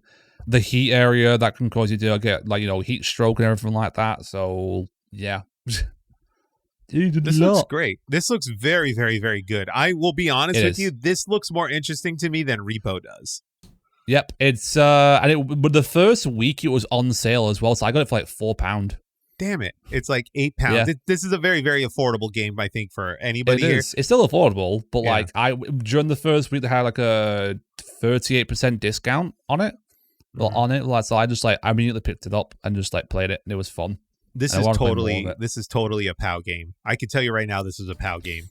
Oh yeah, if you guys want to play a Peak, I want to play it too. Let's actually I'm actually genuinely more interested in this one. Like Repo, I was gonna grab. I didn't grab anything from the Steam sale, by the way. I've been a good boy in terms of spending money on games. How many games did I grab from the Steam sale? Oh, here we go. Dill had bought himself a week's worth of content in the form of 50 games. 1, 2, 3, 4, 5, 6, 7, 8 games in total. 8 games. Yep. Okay, I need to know. What did we buy? I bought Star Wars: The Force Unleashed because that's one of my favorite Star Wars games of all time. Okay, that's a good one. Yeah. Bloodstained Ritual of the Night because the sequel got announced in the Summer Game Fest and I was curious about it. It's been on wishlist for a while. Blasphemous because I heard it's a pretty good 2D Metroidvania game. Mortal Shell because the sequel got announced and it was very cheap. It was like £2, like £2 steal. SpongeBob SquarePants: The Cosmic Shake because I really loved the Battle for Bikini Bottom game, so you know, why not? Planet of Lana because the sequel again got announced in the Summer Game Fest and it was like really cheap, like £4 or £5, so I picked it up. And to complete the Tomb Raider trilogy that you got me, Eric, I also bought the Tomb Raider 4 to 6 remastered trilogy as well. Was there how many Tomb Raider, like these 4 to 6 of the original run? Yes. How many Tomb Raider games did they make? A lot from the sounds of it. Even I wasn't aware of this. Yes. Yeah. I remember 1 through 3, and then I know there was the remakes. Yeah. I remember up to 4.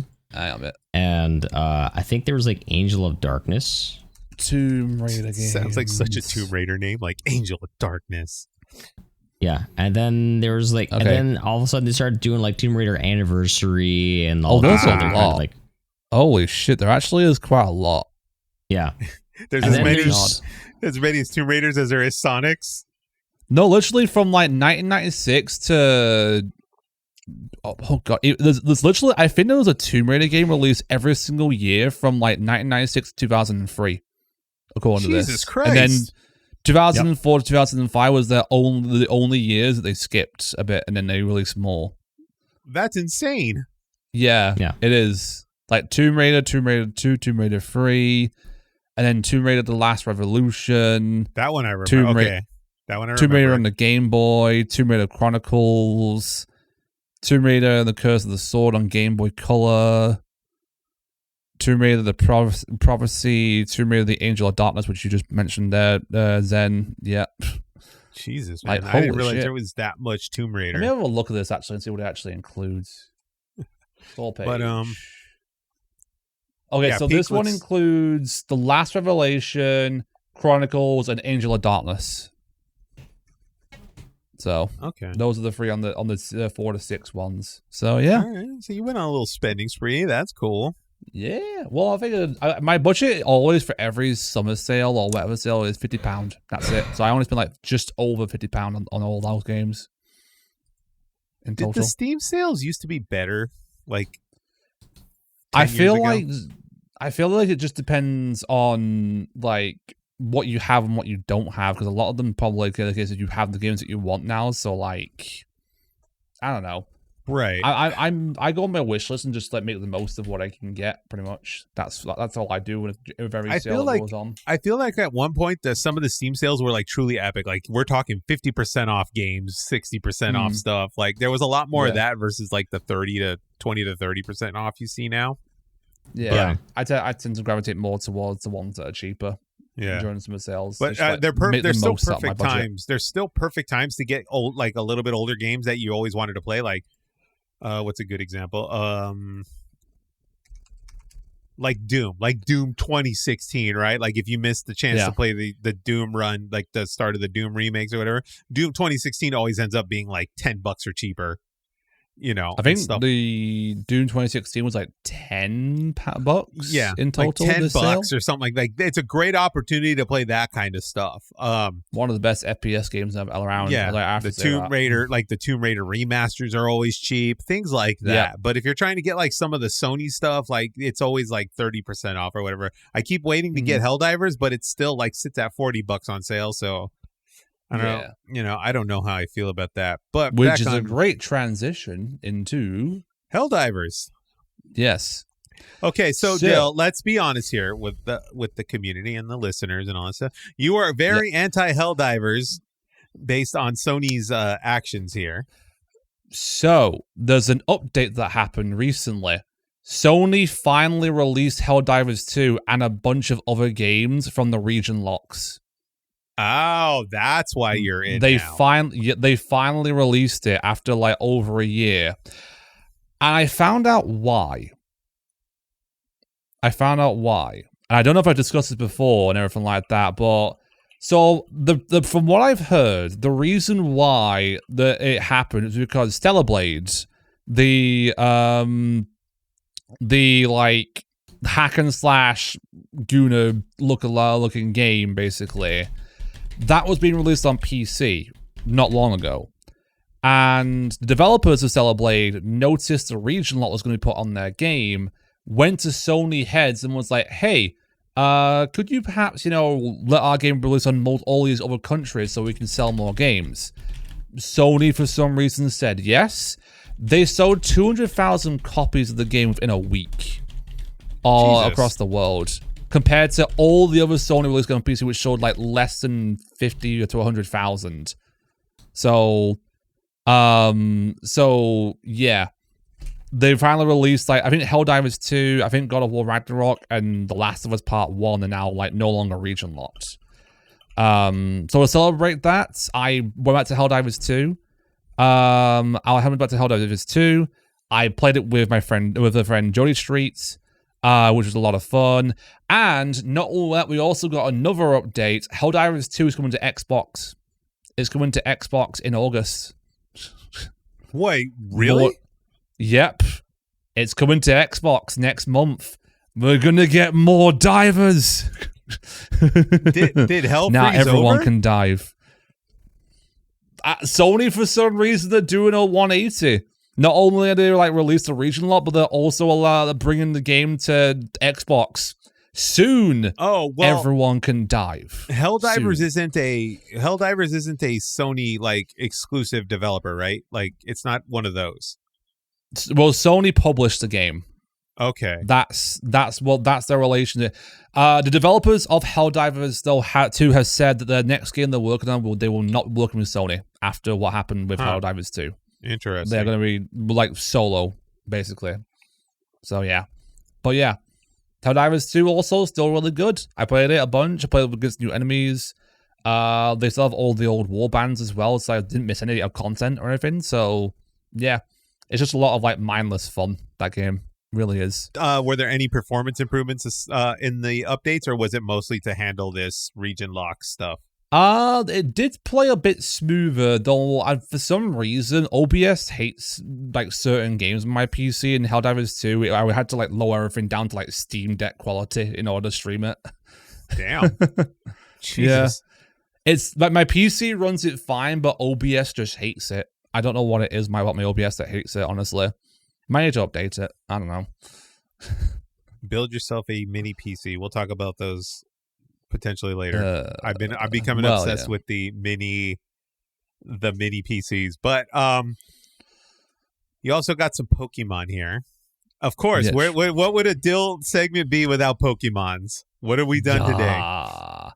So I've done 2 new Pokemon ventures. One of them is a Soul Link hardcore Nuzlocke that a buddy of mine, Lily, asked if basically she messaged me and asked, hey, I'm planning on doing a Pokemon Soul Link hardcore Nuzlocke. Do you want to do it? And I'm like, yeah, sure, I'm down. Basically, the way a hardcore Nuzlocke works is that if your Pokemon faints, it dies forever. There are level caps and stuff like that in the game as well for like the gym leaders and whatnot. A Soul Link, though, is a bit different because what Pokemon you catch in the route, both players, that Pokemon is officially linked. And if one of the Pokemon does die, both Pokemon are dead, basically. And that's how a Soul Link works, essentially, for this one. And then, we made it to the league, one attempt. We're on like attempt 18 now. 17th attempt, we made it to the league. Lily died, I think, at Bruno. I died to Agatha, basically. So, like, because I wanted to see how far I went. And that's a Soul Link hardcore Nuzlocke for you. This is just based on rules, right? You could do this with any Pokemon game. It's just based, like, the rule set applies to each of the games. Yes, basically. Okay. We're doing Leaf Green and Fire Red, basically. So, like, just like, Gen 1 remix. Gotcha. Yes. And then the Pokemon Emerald map randomizer is literally... It was a milestone that we unlocked during St. Jude. Basically, all that is that any house that I enter outside of, say, the first town that you're in the game is basically a teleport zone. Well, it will randomly teleport you to a random entrance all over the map.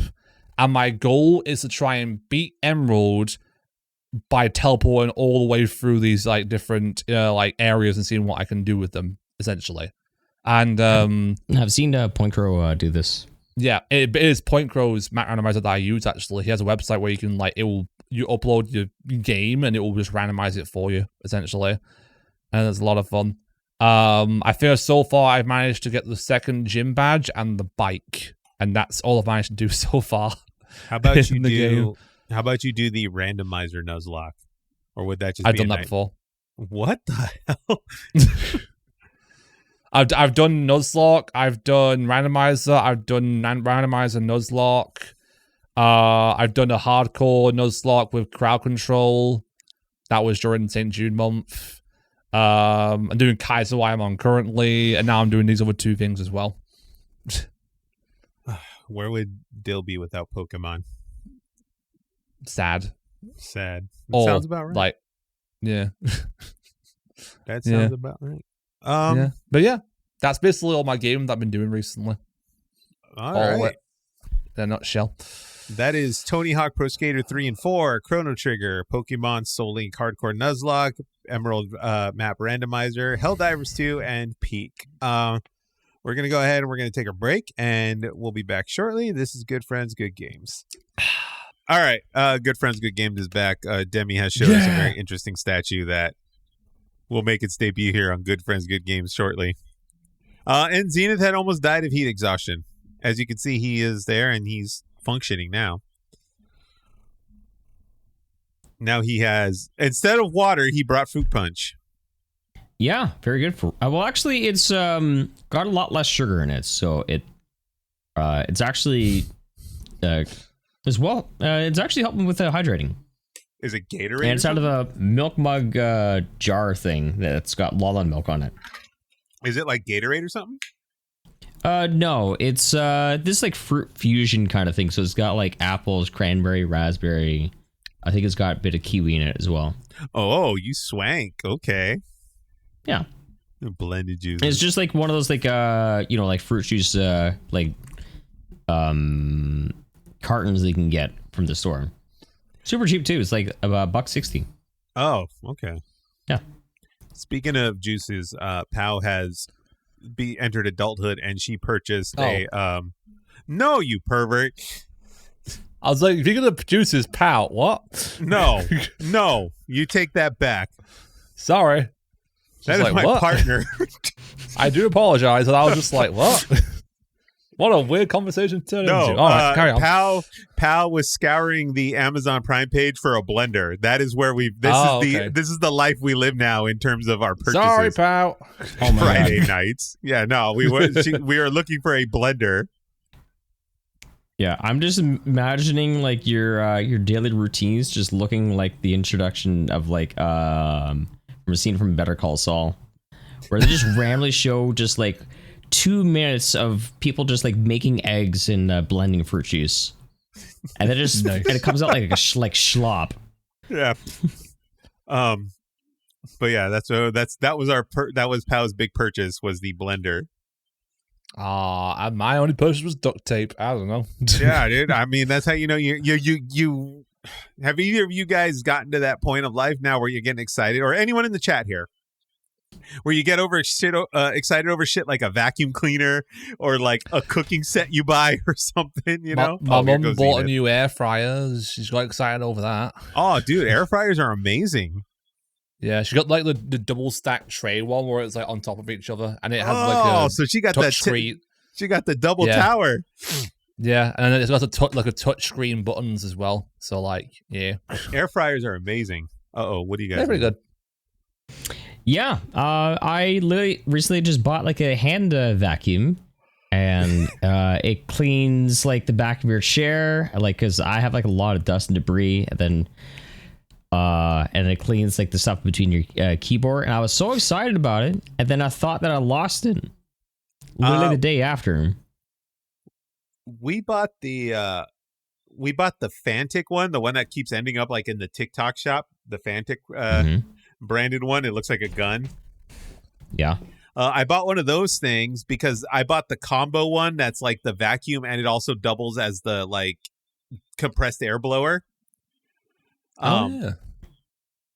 One of the best $40 I've spent, because compressed air is expensive. If you don't know, like compressed air is like those cans of air with the red straw on it, and you spray, they're expensive. It's like $10 for a 2-pack or something like that.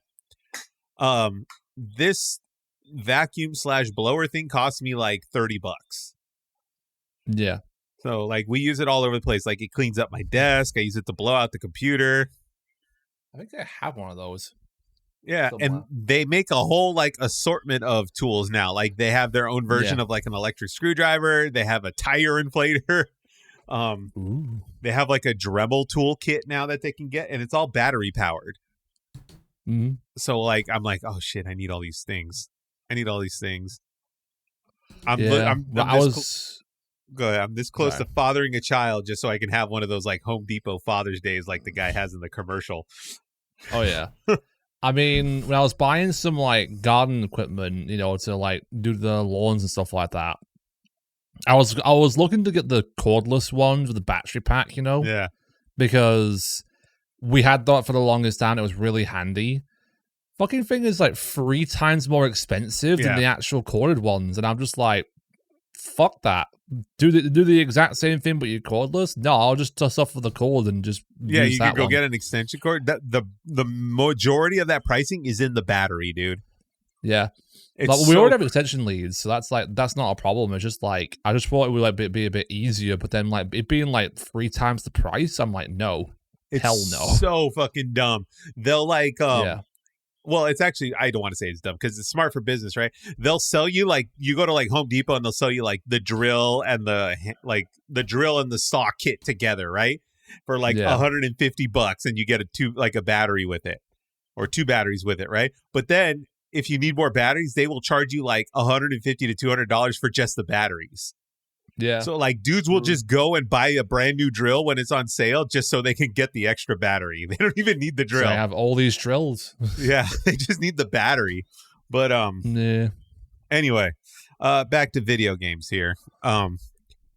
Zenith has finished the greatest video game of all time. Now, be mindful of spoilers, sir. This will probably be the last time we talk about this game because I'm almost done with it, but this will probably be the last time we'll talk about this game for a little bit, unless, of course, they patch it with something like some extra content or whatever. But I think they are working on DLC, so. Oh, shit. Never mind. We'll be never done talking about this game. Okay, so you finished it, I'm Zenith. okay with you that. finished Clair Obscur, Expedition 33. Yes, I did. And what's the verdict? Maybe the best game I've ever played. Nice. Okay. I liked it so much, I'm doing a second playthrough of it. But I'm actually streaming it on Twitch. And I've been very mindful of spoilers. I've actually been heavily policing spoilers, like even just alluding to anything is going to happen.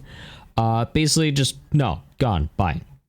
But thankfully, everyone's been on their bets on good behavior.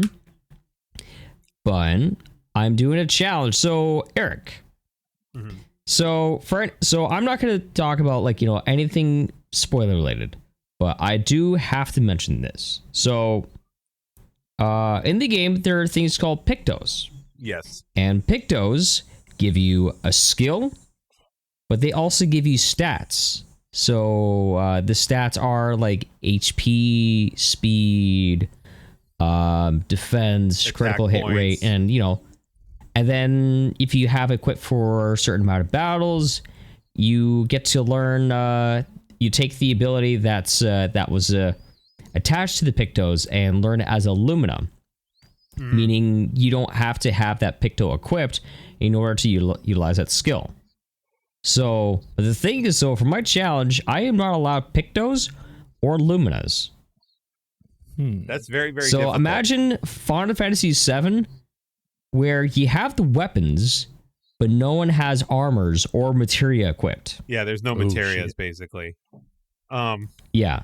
So I am slow as balls. A lot of things can one-shot me. And not to mention, chat is able to, use like incentive. Well, there are some chat incentives to try and up the difficulty to expert. And I think I was locked into like a actual like difficult early boss for like I think it was like almost roughly 2 hours because I'm not beating this thing. It's way too hard. So, truth be told, I am almost done. I thought I was going to be. I am at the. Is it the third? Is it second or third? What's the dude's name? Renoir or No.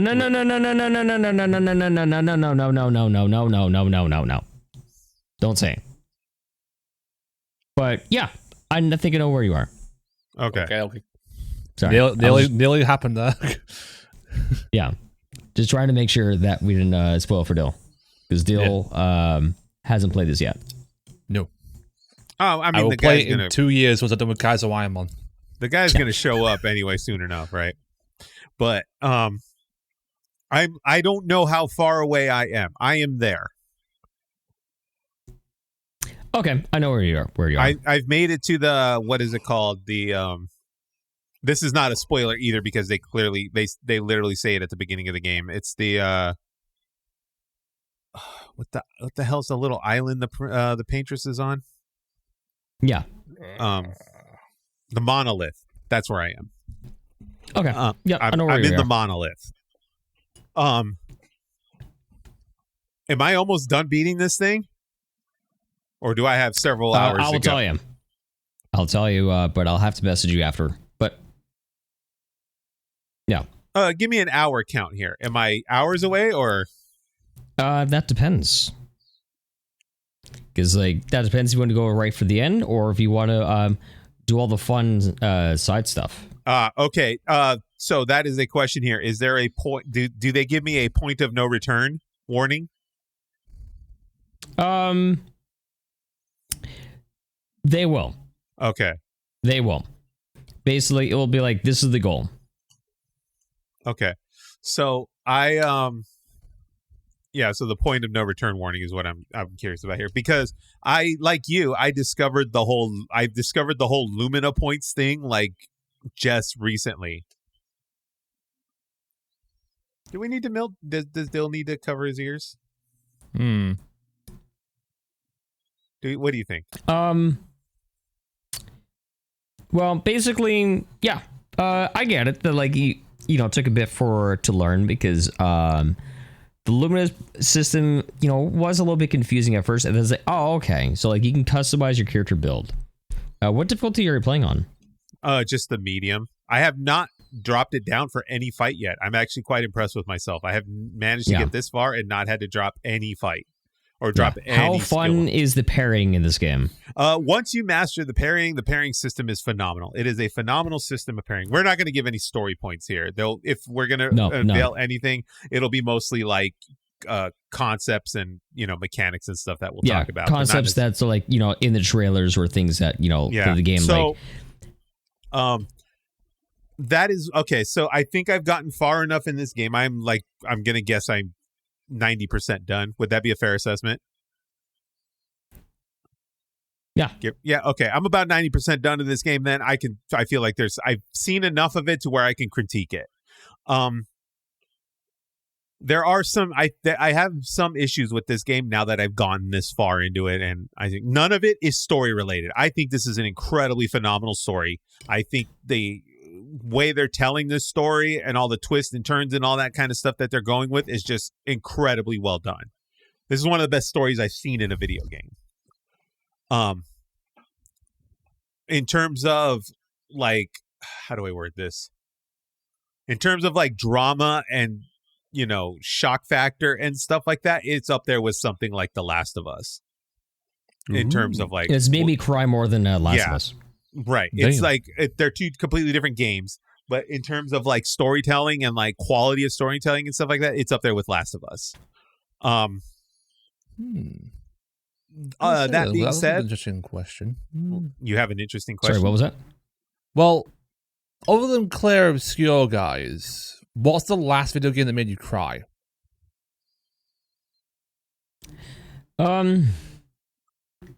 It's been a really long time. Well, maybe Final Fantasy X, because that game makes me cry, regardless. But yeah, I cried harder for this than Final Fantasy X.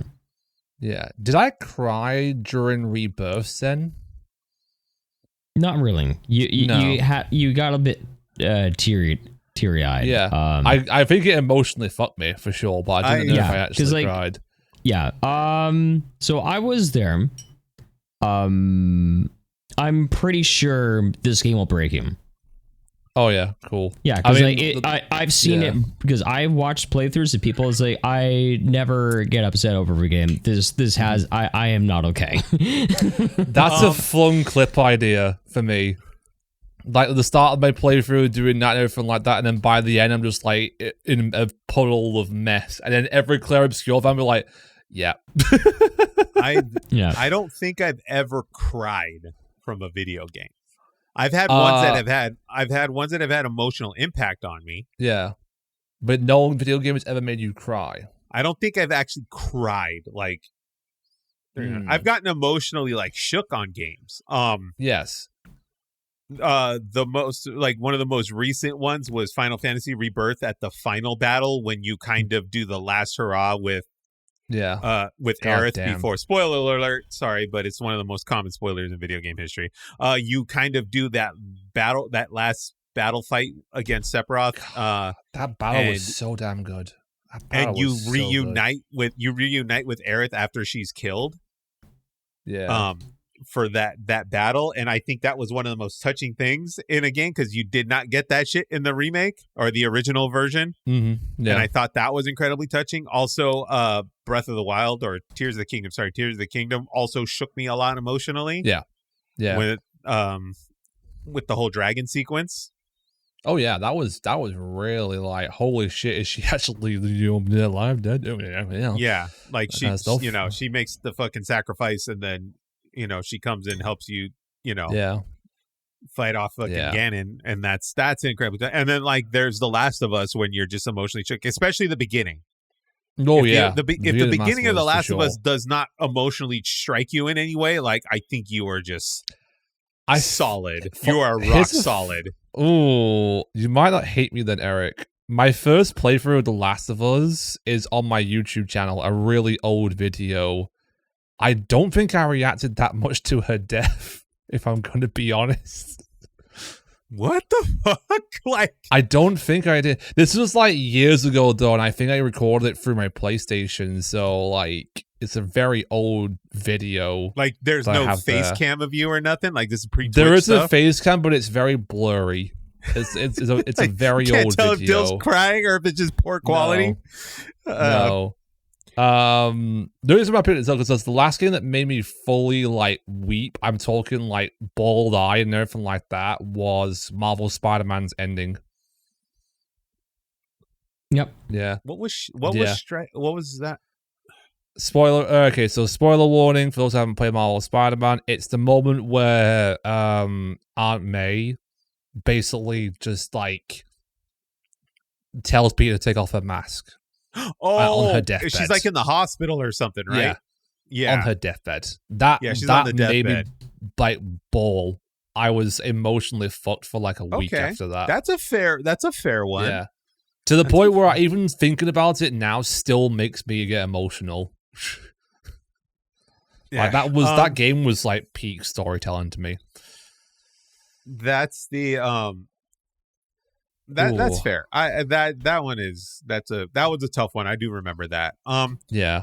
So what Zenith is telling me here is I'm about to be emotionally shaken. Probably. If you cry, then it's the first game that's ever made you cry. In a few hours. Yeah. I know I have this overwhelming feeling that some bad shit is going to happen. You'll find out soon, won't you? This is not gonna end. Why do I get this vibe that this is not gonna be a happy ending game? I don't know. That's where I'm Zen kind of knows. like shook by this. Demi knows. I don't know. I'm gonna get fucked up, and like the gnome's gonna come for me, right? With the tree, that's what's gonna happen here. Zen's just keep sipping your soda. Like, yeah. But okay, I got some questions here. Oh, I'm sorry. I was going on about my what? About my thing here. So the issues I have with something. So like the mechanic system, aside from the pairing and the dodging is for the most part fairly simple to learn. It's a matter of just timing, and a lot of it's repetitive. So like you will go and you will spend several minutes fighting a set of monsters, learning to like dodge and parry and all that stuff, and then you'll kill them, and then you'll encounter a completely different set of enemies that have different timings and everything, and you basically have to relearn. I never got bored with that though. Never. That's the interesting part. Like, yeah, it's this overwhelming challenge of you're learning to parry and fight off these things, and then you learn when to parry, when not to parry. Like, this is the dodge attack. Like, don't try to parry this, just dodge it, and things like. But if you do manage to parry it, it's incredibly rewarding in how much damage you do. None of that stuff I have problems with. But the other mechanics, like the Luminous system, I think the Luminous system is a little complicated because it doesn't really talk about it. It does. It's just the only thing is the tutorials is it doesn't, like, if you miss it or if you don't understand it, you actually have to go into like menus where it shows you the different tutorials in order to review it again. It's like, hey, I'm kind of missing something. So, because like I said, I didn't discover this till like 85% of the way through what these Lumina points actually do. And yeah, but it does need a bit more like touching up, like maybe some kind of system in play. And then I'm kind of glad the system doesn't exist because I haven't equipped a single Picto in any of my playthroughs, and I would be very annoyed if it's like, hey, I saw you don't have any Luminous equipped. Are you sure? It's like, I haven't learned a single fucking Lumina. What are you talking about? Yeah, so like the thing I kind of was getting slightly frustrated with is I went and I grinded a little bit to level up. To take out some, I forgot which one it was. Yeah. What's actually interesting, Eric, is if you properly like use the Picto system and like learn the Luminous, the game actually doesn't require any level grinding. That's where I'm kind of like frustrated with this thing, because I felt like it was some wasted time, because I spent some time grinding just to get to a point where I could do the damage I needed to do for a certain boss. And then later on, I discovered the Lumina system where it's like, oh, I can assign these Lumina points to Pictos that add to basically your stats and are not part of and now your build it's just like, oh, this could have been way easier. Oh, yeah, I would have had a way better. Now I have a system in place where I know what I want and like how I play, because you can basically pick these Pictos as Luminas when you have enough points. You can build out a character that caters to your play style. So like if you are aggressive with attacking, you can pick Luminas. You can assign Lumina points to Pictos that do massive damage. Like one of the ones I have is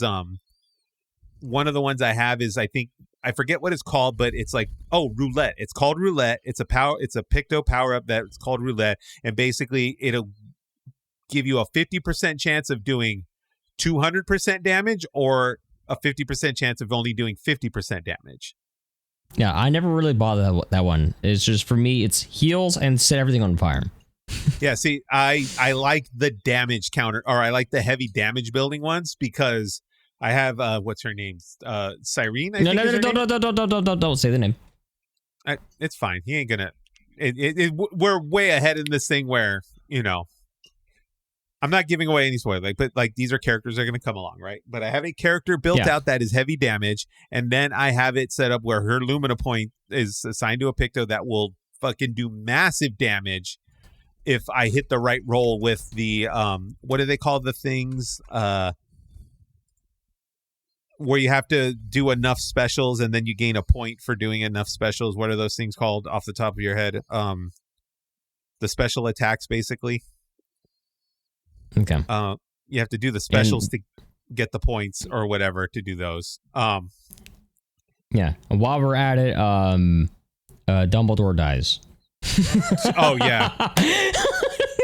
Boom. Fucking Everest. Sorry. To this day, she still feels bad about it. Yep. I miss Evers. I haven't seen her in a hot minute though. She's living life right now. She's just, she's living life. She's living life. I don't blame her. And then that was what was it? Yeah, I'm like almost done with those fucking books too, and now I'm like, this is just fucking Star Wars. This girl ripped off so much fucking Star Wars, it's not even funny. But anyway, that's a whole different topic for another day. Yeah. So I have a question to ask for him. Okay. Out of games that you played, where do you think this would rank in your top 10? If it even hits in the your top 10. 5. It's in my top 5. Okay. It's in my top 5. It sits up there with Last of Us. It is number 1 for me. Number 1. Like, I don't think it's my number 1. Majora's Mask was my favorite game since I was in high school. Then I played this game. I'm like, this is my favorite game. I think it's in my top 5. I don't think it's my number 1. I still think The Last of Us still sits at number 1 for me. Because I think at the time I played that thing, I think that's just something I had not seen up until that point in terms of storytelling. You had things like Metal Gear Solid and stuff like that had great story to it, but is also overly convoluted. Where I think Last of Us is good storytelling. Last of Us is just simple, good storytelling. Yeah, good storytelling. Because like, is it okay if I just veer off just for a little bit about this? Because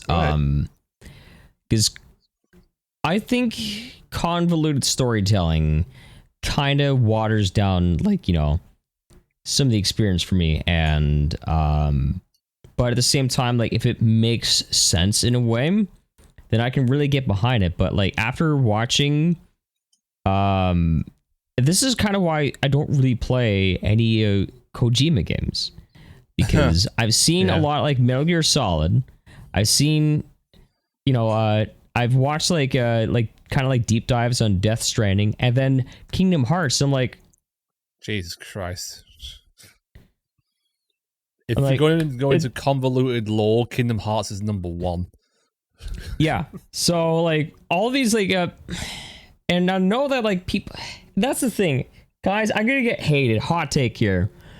I know people worship the ground that Kojima stands on, but I'm just like, I think people are like, I think just something that's just so like wildly out there without really any kind of like fluidity or some kind of like human basic understanding concept. Like, I don't need to be I don't need a game to make me feel like I'm stupid or I'm not getting what the hell is going on to make me like think, oh, this guy's brilliant. Oh my god, he's way smarter than me. No, I don't like it when a game kind of like shits all over my feelings and make me feel stupid because I can't understand how convoluted it is.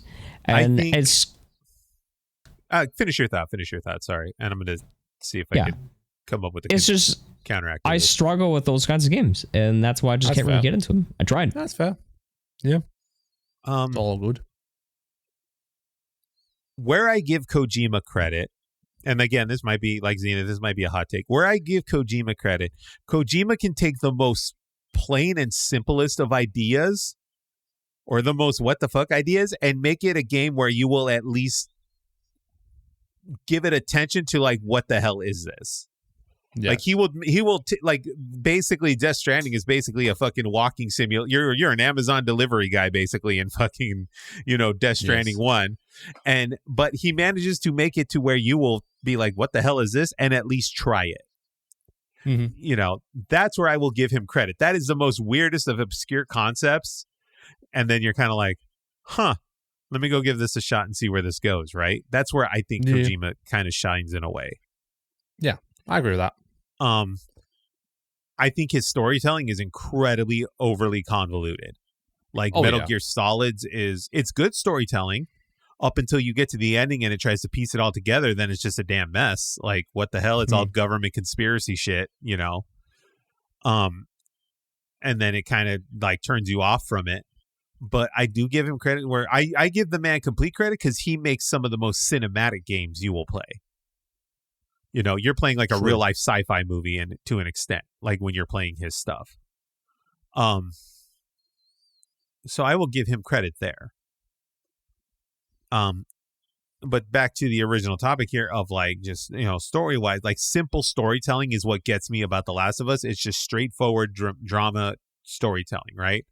There are characters, they have development. You end up getting attached to these characters. Something tragic happens.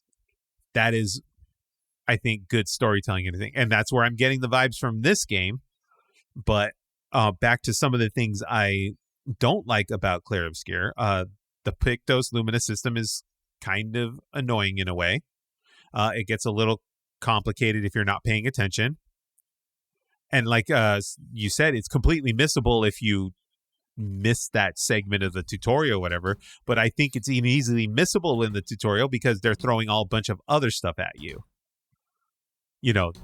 Every character has these unique power-ups that make them those characters. One has stains, one has dark, one has light, one has offensive stance, defensive stance, all this thing. It's a lot to like digest for a characters and building up your party.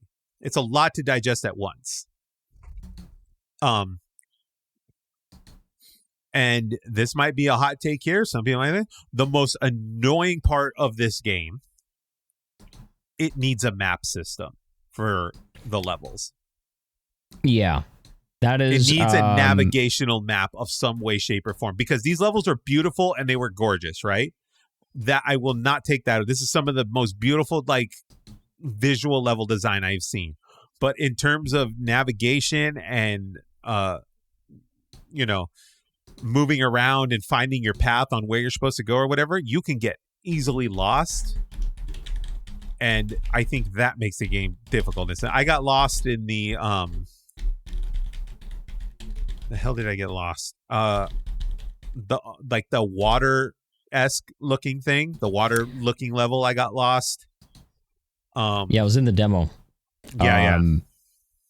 Honestly, best area I've ever seen in any video games. How do you feel about the map opinion then? Do you think it needs a map? I feel the same way because like I think it'd be nice if there was like a little mini map where like depending on where you we're facing, it'll show you where you are. Like, you don't need to do too much, just so that like I know that I'm for on me the right like track. I'm at least like pretty good with being able to because I have a pretty photographic memory, but a lot of people don't exactly have that luxury, and I do know that some people get turned around and say, "Oh shoot, I already went from here." So like maybe having some kind of like a like compass system that also goes with it, like this is like, all right, guys, we need to run this map. We need to head to the northeast, and maybe have like some kind of like like a little pointer or like a flashing red light that says, right, "Hey, we got to go in this direction," to trying to help people along with that. But yeah, so there are definitely some things, but at the same time, though, given the fact that they are a very small company, and I definitely know that they will be expanding their team, for any future projects. This thing's gonna get a sequel, unless the story tells me otherwise. But I can't imagine this game not getting a sequel or some kind of spin-off in the same world and lore. At very least, DLC. Yeah. The other thing I've noticed too is the parrying system's also not consistent. there are times where the game skips the parry when you know you've hit the parry. Some of the timing for it is like, oh, okay, you need me to do it early, or you need me to do it late. Right. So, that sometimes happens, and it's just, if anything, it can get quite frustrating. But at the same time, like, I forgive it, because at the same time it's like, okay, so much like playing like Dark Souls or Elden Ring, if you get absolutely destroyed by a boss within the first 30 seconds, you just gotta try and choreograph like some of the attacks. But the thing is, though, they keep you guessing because a lot of enemies have different attack patterns. Right. It gives you, is this okay? So, in your personal opinion, is this more difficult than Dark Souls and Elden Ring, or no? Okay, it looked like you did the no, but it looked like you were going to say something right after that. I'm not allowed to say. No explanation needed. Just no. No. Just. What about Sekiro? Wait. How is there no explanation needed? Oh my god. Sekiro would definitely be harder, because Sekiro is more aggressive in parrying, because you have to do it really fast. You do. Okay. And because the whole point of Sekiro is parrying is the key when it comes to because the thing is, Sekiro, everything's happening live, whereas if an enemy absolutely just like fucking trounces you with a whole bunch of hits, and like, what the hell, I can't dodge that, my character's dead, you got like you can be able to bring them back and have like a minute to just process what the hell happened, because it's turn-based, right? Mm-hmm. Yeah. Okay. That makes sense. Because I feel like after going through this, I was like, maybe I could go back and do Elden Ring again now, like, because I got through this and I'm like, oh, I've got through a lot of this. Maybe Elden Ring is actually fairly doable. It is doable. Well, yeah, but I mean, anything's doable. But I'm talking for someone like at my skill set. I've done it, Eric. 4 times. Oh, speaking of which, I'd like to address someone in the comments of our clips that said this is definitely coming from a group of guys that have never played a Souls game. It sounds like. Do I need to show my hours in Bloodborne, Demon Souls, Dark Souls 1, 2, and 3, Sekiro, Shadows Die Twice, and Elden Ring? Elden Ring especially. I forget which video it is, but I think it's when we were talking about Night Rain, and it was like literally coming from a group of people that have never touched a Souls game in their life, and I was about ready to have you go like label off your qualifications. It's like 2/3 of this podcast is very familiar with the Souls games. Thank you very much. We never touched a Souls game, guys, according to this guy in the comments. I have over 50 hours in Night Rain right now. I managed to beat Malenia on like my 15th try. Fuck off. Yeah, true. Dill fucking does it blind on a fucking Guitar Hero controller for challenges. Yeah. Funny enough, there are people who are doing that. Oh god, I saw some girl do it like on a DDR pad. Not just that, someone's beaten Elden Ring with a saxophone. Where'd the saxophone come from? So the saxophone, they've hooked up all the controls to a saxophone buttons as they're playing. That's awesome. And whenever they press them, they slowly like trigger something on the game, and they've beaten the entire game. And they're going through each of the Soulsborne games now with the same concept. I want somebody to do it with the Donkey Konga bongo drums. That's possible. And Point Crow beat what is it like? Malenia with his goldfish. Yes, that is true. Oh god. Yeah, his goldfish can beat Malenia. Yeah. I mean, technically, if you know how to beat Malenia, you're good. Yeah. The game gives you all the ingredients. You just have to blend them all together and then make them into like the artwork that is beating her. I'm sure I'll get there at some point. Like I said, I got through Margit. That was a fucking journey in itself. You've beaten the first mandatory boss. Congrats. Is she mandatory though, or is he mandatory? Because apparently you could just walk around him. No, Margit is mandatory for like beating the main story. Oh, okay. Yeah. Oh, yeah, that's right. Because you needed to get to the castle. Yes. Yeah. I guess you just you have to get good. Get good. That was a journey, dude. Let me tell you, that was a journey.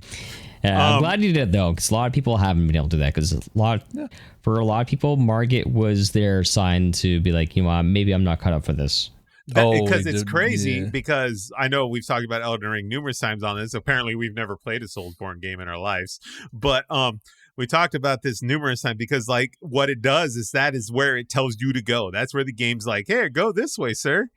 Yeah. Oh yeah, literally. go this way. I mean, go this way. If you want to talk like map system, Elden Ring probably has one of the best map systems, I think, in games. Yeah, Elden Ring's map system is it directly like takes you to this guy that just shits on you in one swipe. Yeah. Oh, Zenith is Zen's departed. I got my copy. Oh, nice. good for you. Look Ring. at that. Yes. Now Zen just needs but someone no to play one with. has it for the PS5. I have to I have play it it by on my PC. fucking self. Is it not multi-platform? No, they haven't done that yet. I'm hoping they do one day because they are working on duos for it because you can play Elden Ring Night Rain solo or trio, but you can't do duos. But they are working on the update for that, so I'm hoping that a future update will be crossplay. I don't know why they haven't done it. Probably just gotta develop it. If it comes down to it, Zen, I'll just buy it on PS5 and play with you. Oh, yeah.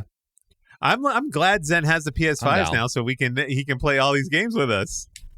Yeah, and talk about them. And those my piece. Otherwise, my PC can probably like cook pizzas with it. I mean, to be fair though, with PC, Elden Ring doesn't require much. Like Night Ring doesn't require much on PC. Yeah, like what was the one game you were surprised with? Like, or Baldur's Gate. Zenith was like, my PC runs Baldur's Gate. I'm surprised by this. Yeah. Yeah. So, Elden Ring Night Ring recommended i5 processor, AMD Ryzen 5. It can run through a 1070 8GB GTX. Oh, yeah. You can run it on your PC, Zenith. Yeah. You can probably run it, yeah. The minimum requirements is like, 10600 i5 and then 1060. This is going to be a crazy hot take before we get out of here. I would not even bother with the NVIDIA card anymore. Yeah, fair enough. The AMD stuff has gotten like just as good, and it's incredibly affordable. My next upgrade for my PC is probably going to be the CPU, motherboard, and RAM, and I'm going to go AMD all the way. Yeah, like a 9060, I think XT is like equivalent to a 3070, give or take, and that's like $350. Yeah, or 50. I'm literally going like AMD for my CPU next. So like the AMD side is fairly affordable, compared to fucking the $1,600 5080 or 5090 or whatever. Fuck off.